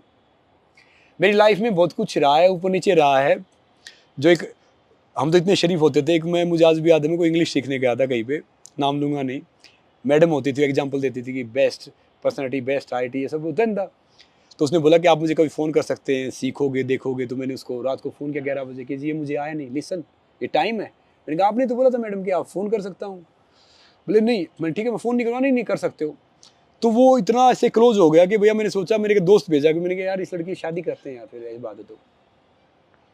तो उसने बोला कि देखो लिसन, ये है ना लड़का अच्छा है, बहुत अच्छा है, मगर ये हमारी सोसाइटी में उठने बैठने लायक नहीं है, he is not well spoken, he is ये। तो वहाँ पे मैंने ऐसी लात खाई थी। मैं सब यूथ को कहता हूँ कि भैया अपने करियर फोकस करो। अब मैं देखता हूँ ना, उसके बच्चे से लेके, उससे लेके कई साल बाद में फ्लाइट में मिला, ऐसे नॉर्मली वो सब है, मैं आगे बढ़ गया मैं कि भैया आप सीरियस रहो। ये प्यार मोहब्बत रिलेशनशिप ये सब बहुत छोटी चीज़ है, जो ज़िंदगी आपका फोकस है ना बड़ी चीज़ है। तो वहाँ से मैंने बहुत चीज़ें सीखी। जब आपको मना किया, आपका दिल टूटा? मैं कह रहा हूँ कि दिल टूटा क्या, मैं तो सोचता था कि ये मैं कई दिन में ना खाना खा रहा हूँ ना ये सब कर रहा हूँ। ये फील आपने भी किया है? ये उम्र में वही होती है, ये ना खाना खा रहा हूँ, देख रहा हूँ कि भैया वही देख रहे हैं, क्योंकि समझ रहे हो तो एक मिसयूज है ना आपका, मतलब आपको मिसयूज किया, या तो आपको पहले बोले कि भैया ये है, और हम इतने सीधे साधे कि भैया जिससे हमने अटैचमेंट, जिससे हम बोल रहे हैं कि भैया हम शादी कर रहे हैं। क्योंकि कहते हैं ना कि एक पुरानी कहावत हालांकि मैं कास्ट में जाता नहीं, कहते कि जाट साथ छोड़ देगा मैं साथ नहीं। हाँ, समझ रहे हो ना। तो हम वो सोचते थे कि यार ये सब, मगर फिर वो देखा ना, तो मैं अब यूथ को यही सलाह देता हूँ। अब कई बच्चे मिलते हैं मुझे नए नए कि वो थोड़ा फ्लर्ट करने की कोशिश करते हैं, देखते हैं, तो उनको बोलते हैं टाइम से, मैं उनको बोलता हूँ बेटा टाइम से शादी हो जाती है तो आप जितने मेरे बच्चे हो जाते हैं। तो समझ रहे हो, अब हमारा फर्ज है कि हम समझदार हैं। दूसरे की बहन बेटी हमारी बहन बेटी है, दूसरे का पैसा उसका पैसा है। कोई औरत दिखे, लड़की दिखे, कुछ दिखे ना, ये देखो, ये मत देखो अपॉर्चुनिटी है, ये देखो कि भैया ये मेरी जिम्मेदारी है, मैं घर पे सकुशल पहुंचाऊं या मैं उनकी मदद करूं, तो हमेशा वो रखो। तो लाइफ में फेज है, ये आता है प्यार मोहब्बत का। जैसे अब ढेर सारे प्रेमी नहीं होते हैं, वो ढेर सारी कस्में खाते हैं, नाम लिखते हैं फिर मिटाते हैं, ये कौन से पता नहीं कौन सी दुनिया में रहते हैं, प्यार को रंगीन बताते हैं। तो पता टैटू बनवा लेते हैं, समझ रहे हो? सुनो तो मैं कहता हूँ कि भैया ये है ना, ये थोड़े दिन में ये चलता है, फिर थोड़े दिन बाद चला जाता है। अगर आप कामयाब हो गए तो आपकी मोहब्बत प्यार टिकेगा। आप कामयाब नहीं हुए ना, तो भैया जब कहते हैं जब जिम्मेदारी आती है ना, तो प्यार खिड़की से बाहर भाग जाता है। जब 2 पैसे की जरूरत होती है तो प्यार मोहब्बत रहता नहीं कहाँ पे क्या कुछ। और सब ज़्यादा डिवोर्स ये उन्हीं के होते हैं, मेला बाबू, सोना, ये सब उनके डिवोर्स ज़्यादा होते हैं। जब आप एक्चुअली मैच वो कहीं होते थे दोस्त, वो खाना खाया, वो खाना वाना बना के और सब कुछ करके 2 बजे सोते थे। जब आप पायल मैम से मिले उसके बाद आपने काफी साल साथ में रहे हो, डेट भी किया एक दूसरे को, जाना पहचाना, शादी के बाद कुछ चेंज आया? शादी के बाद क्या कि भैया हो टेकन फॉर गारंटीड हो जाते हैं। तो मतलब एक को शिकार होता है, पहले भी शिकार ही रहता है एक आदमी, उसके बाद तो फिर परमानेंटली शिकार हो जाता है, पता लग गया है कि भैया ये शिकार तो शिकार ही है। तो मैं ऐसे हंस रहा हूँ, चलो ठीक है। हाँ, पायल जी से मुझे बहुत फायदा मिला, कपड़े क्या पहनने वो बड़े अच्छे हो गए। और पायल जी के फादर IIT कानपुर टॉपर, पायल जी गुजरात टॉपर, इंजीनियर, उनके फादर इंजीनियर। अच्छा, एजुकेशन में भी टॉप। सुनो तो उनके ब्रदर इंजीनियर, उनकी माँ टीचर। तो मुझे बोलते थे संग्राम थोड़ा पढ़ लेते तो अच्छा हो जाता। वो जहाँ पढ़े ना वहाँ पे मैं चीफ गेस्ट बन के स्पीच देता हूँ, तो उनको बोलता हूँ कम पढ़ते तो काम चल जाता। तो पायल जी से मैंने 2 चीज़ बड़ी सीखी, बहुत चीज़ें सीखी। वर्क एथिक्स सीखा, वो जिसको हाँ बोले करेंगे। दूसरा इंग्लिश बड़ी अच्छी हो गई, क्योंकि घर में झगड़ा होता था इंग्लिश में होता था, पहले समझ में नहीं आती थी, क्योंकि 2 मिनट बाद जब गुस्सा हो इंग्लिश में आता था। फिर मैं डिक्शनरी ले होता था, ये शब्द का क्या मीनिंग हुआ भैया? अच्छा गाली है, अच्छा गाली होती है, अच्छा ये शब्द का मतलब ये है, दूसरे शब्द का मतलब ये है। तो आजकल इंग्लिश में स्पीच देता हूँ तो बड़ा काम आया घर वाला माहौल। अब भी मैं उनको जानबूझ छेड़ता हूँ। क्यों छेड़ता हूँ पता क्या है? क्यों गुस्सा हो इंग्लिश में बात करना स्टार्ट करे, तो जो कोई शब्द होता है ना वो मेरे कान में फिर से आ जाए कि भैया कहीं पे जाना होता कि मैं यहाँ पे इंग्लिश में करता हूँ। भाभी जी बहुत सारी स्टोरी आपको संग्राम जी प्रमोट कर दो, ये कर दो, पता क्या क्या डालते रहते। तो मतलब बच्चे की तरह, समझ रहे हो? वो है ना, कोई छिपा के रखेंगे, उनको किसी ने पीटा ना तो बताएंगे आज मुझे किसी ने पीटा, वो किसी को पीटेंगे तो बताएंगे आज मैंने इसको पीटा। मतलब समझ रहे हो? तो रेयर होता है, वो सारी चीज बताएंगे। और हो सकता है शायद सोशल मीडिया पे जो ज्यादा हूँ तो दिखाते हो अपना लाइफ, मगर वो तो ना बेइज्जती को भी ऐसे दिखाएंगे कि बेइज्जती हुई है। अब मेरे जैसा इंसान होगा ना कि भैया ठीक है इग्नोर कर देता हूँ। नहीं, वो वेल स्पोकन है, मैंने देखा उनको बोलते बड़े अच्छे, उनकी क्या वो अच्छे बोलते, उनके तर्क और वो बहस करने की जो एबिलिटी है। She is very good actress. वो अपने टैलेंट के अनुसार उन्होंने आज तक काम नहीं मिल पाया है, काम नहीं कर पाए, मगर वो एक्ट्रेस बहुत अच्छी। मैंने उनकी फिल्म देखी थी इरफान खान साहब के साथ, दिल कबड्डी, क्या कमाल का काम किया उन्होंने। तो क्या होता है, कई बार क्या होता है कि हमें जो हम करते हैं उसका पे नहीं मिलता, वो बाद में मिलता है। मगर अभी बिजनेस में आए तो बोले बिजनेस करना है। एक बार क्या हुआ था कि कोई रेस्टोरेंट खोल लिया, 3 पार्टनर थे, तो 40-45 लाख रुपए नालायकों ने मेरे लगवा दिए। तो फिर दाल बनाने वाला पतीला मेरे हिस्से में आया लास्ट में, तो कुछ आया नहीं। तो पायल जी ने बोला कि मुझे food truck juice truck start करने, मेरे कान खड़े हो गए। मैंने कहा 20-25 लाख फिर चले गए। तो मैंने कहा बेसिक करो आप स्टोर लगवाओ। तो मुझे क्या पता था स्टोर ही लगवा देंगे, वो स्टोर लगवा दिया और घर में सारा सब कुछ हो गया। मैंने कहा यार ये तो बड़े जिद्दी, मानेंगे नहीं भैया। तो वहाँ से स्टार्ट किया। तो मैं चाहता हूँ कि वो सक्सेसफुल एंटरप्रेन्योर बने, वो सारी चीज़ करें। बहुत मेहनत करते हैं, सुबह 5 बजे उठ जाते हैं, देखा उनको 5 बजे उठ जाते हैं, पूरे पैदल चलते, अपना सारा स्टेटस छोड़ के स्टॉल पे खड़े हो जाते। तेरी तो हम तो मतलब दूर ही रहते हैं। तो फिर मैंने देखा भैया इतना जुनून है ना, तो दुनिया कोई ताकत नहीं है कि उनको रोक सके। ये बहुत अच्छी बात है कि उन्होंने रियलिटी शो किए, बॉलीवुड किया, बहुत सारे नाम कमाया, इतना काम किया, उसके बाद भी उन्हें ये शर्म नहीं है कि मैं एक शुरुआत कर रही हूँ किसी चीज़ में। वो स्टॉल पे खड़े हो जाते थे, मतलब वो बच्चा उसके साथ में। तो क्या याद रखो, जब काम कर रहे हो ना, मैं नए बच्चों को बता रहा हूँ जो बॉलीवुड में जाते हैं, जो सक्सेस के दूर भैया काम करके खा लो, आप केले बेच लो, आप सब्जी बेच लो, आप प्याज बेच लो, वो कोई शर्म की बात नहीं। आप करके खा रहे हो, आप कोई चोरी नहीं कर रहे, झूठ नहीं बोल रहे। तो मैं कह रहा हूँ पायल है ना, पायल जी देख लेना, वो इंस्पिरेशन बनेगी इन सब के लिए कि भैया वो सब कुछ करके सब कर सकते, तो आप क्यों नहीं कर सकते? नहीं, ये बहुत मतलब सीखने वाली चीज है। सीखने वाली चीज है। क्या स्टेटस, क्या स्टेटस हमारे माइंड में है। माइंड में जो काम कर रहे हैं, काम करे, कोई चोरी थोड़ी करे, किसी मांग थोड़ी रहे, अपने मेहनत कर रहे हैं, सीख रहे हैं। तो क्या बुरा है, ये फेलियर थोड़ी है। और उनका झगड़ा होता है ना, मैं बोलता हूँ कि भैया 2 मार खा के आ जाना, किसी को हाथ में उठाना। क्यों? कोई जो मारेगा वो उठाएगी, उसका फर्क नहीं पड़ेगा। किसी का आपने हाथ उठा दिया ना, तो वो न्यूज बन जाएगी भैया ये डेली कोई एक लेडी है, वो उसके ऊपर एसिड पड़ा हुआ, वो बहुत गंदी गंदी गालियाँ देती है वहाँ पे आसपास में, जाता हूँ देखता हूँ सुनता हूँ। तो मैं उसको बोलता हूँ कि आपको तो ये सब नहीं बोलना चाहिए। वो चुप हो जाती है, वो फीमेल को सबको देती है। तो पायल जी की स्टॉल के पास कोई था, बहस हुई उसकी, नॉर्मली बहस हो गई। तो वो ये सब उनको प्रोवोक कर रही है, आप बहुत वो किया। मैंने कहा भैया कुछ मत बोलना उनको, वो लोग समझेंगे कि भैया एक एसिड सर्वाइवर को आप खाना खाने से या ये उल्टा रोजी रोटी से मना करें, उल्टा जाएगा। तो मैंने कहा कोई बात नहीं, एक जब आप जिम्मेदार हो जाते हो ना, जब आप सेलिब्रिटी बनते हो तो आपकी जिम्मेदारी डबल बढ़ जाती है। हर एक शब्द को हमें सोच समझ सोच समझ बोलना पड़ता है। नहीं, अमेरिका में क्या होता है, मैंने बहुत जगह पे देखा है, सुना है कि वहाँ पे फेलियर को एंजॉय किया जाता है। ये हमारे यहाँ पे कुछ करने ही नहीं देते लोग। हम भी फेलियर को एंजॉय करते हैं। नहीं, आपके आज- साथ बात करके आज तक तो फेल ही होता है। और सब भैया जिंदगी में कभी भी हिम्मत मत हारो, जहाँ पे हो लगे रहो। हम शुरुआत कहीं से भी कर सकते हैं, जहाँ पे भी हैं। मतलब तो बस लाइफ में लगे रहो, आगे बढ़ो। और हेल्थ इज रियल वेल्थ, उस पर मैं जरूर काम करो। मैं यही कहूँगा भैया आपको कि बहुत बहुत शुक्रिया, इतना मोटिवेट ना आपने मुझे कर दिया। मुझे दूसरों से मतलब जब मैं यहाँ पे पहुँचा सकता हूँ बात को, तो हमारे जितने भी व्यूअर होंगे उनको भी अच्छा लगा होगा। और आप जो सोशल काम कर रहे हैं, जिन चीज़ों में आप अंदर हैं, उनमें आपको और ग्रोथ मिले, आप वर्ल्ड वाइड अच्छे काम कर पाएँ। और यहाँ पे भारत को साफ करने में जो आपने भूमिका निभाई है, चाहे वो पीटा के लिए है, चाहे वो एंटी टबैको के लिए और है। भैया आप फिटनेस से भी जुड़िए। मैं फिट इंडिया आइकन हूँ हाँ, फिट स्पोर्ट्स इंडिया, मिनिस्ट्री के साथ। तो भैया एक बच्चा जो कभी चल नहीं सकता था, खड़ा नहीं सकता था, आज वो फिट इंडिया आइकन है। ये बहुत बड़ा एक एग्जाम्पल है उनके लिए, जो ये बोल सकते हैं आपको कि आप जिंदगी में खड़े हो जाओ, वही आपके लिए बहुत है। आप आज इस देश की स्पोर्ट्स मिनिस्ट्री के साथ जुड़े काम कर रहे हैं, तो बहुत कुछ है, आपने बहुत अचीव किया। हम तो चाहेंगे आप ऐसे ही आगे अभी बढ़ते जीरो पे खड़े हैं, अभी कुछ करना बाकी है। तो भैया सब आप अपनी जिंदगी में आगे बढ़ो, दुआ दो, सब दो। थैंक यू रूबल भाई, नमस्ते। तो आपका बहुत शुक्रिया। और मैं बहुत खुश हूँ, आप हमारे व्यूअर्स के लिए इतना टाइम दिया आपने। लगा ही नहीं कि हमने बात की है आपसे। मेरे ख्याल से बहुत लंबा चला गया ना पॉडकास्ट। बहुत लंबा चला गया भैया। अब भागना पड़ेगा, अगली मीटिंग 6 साढ़े 6 बजे थी। थैंक यू और सामने वाला so much करेगा। भैया। तो खाना वाना खा के जाओ। नहीं नहीं, खाना तो नहीं, अब खत्म कर दें इसको। चलो भाई, पैकअप।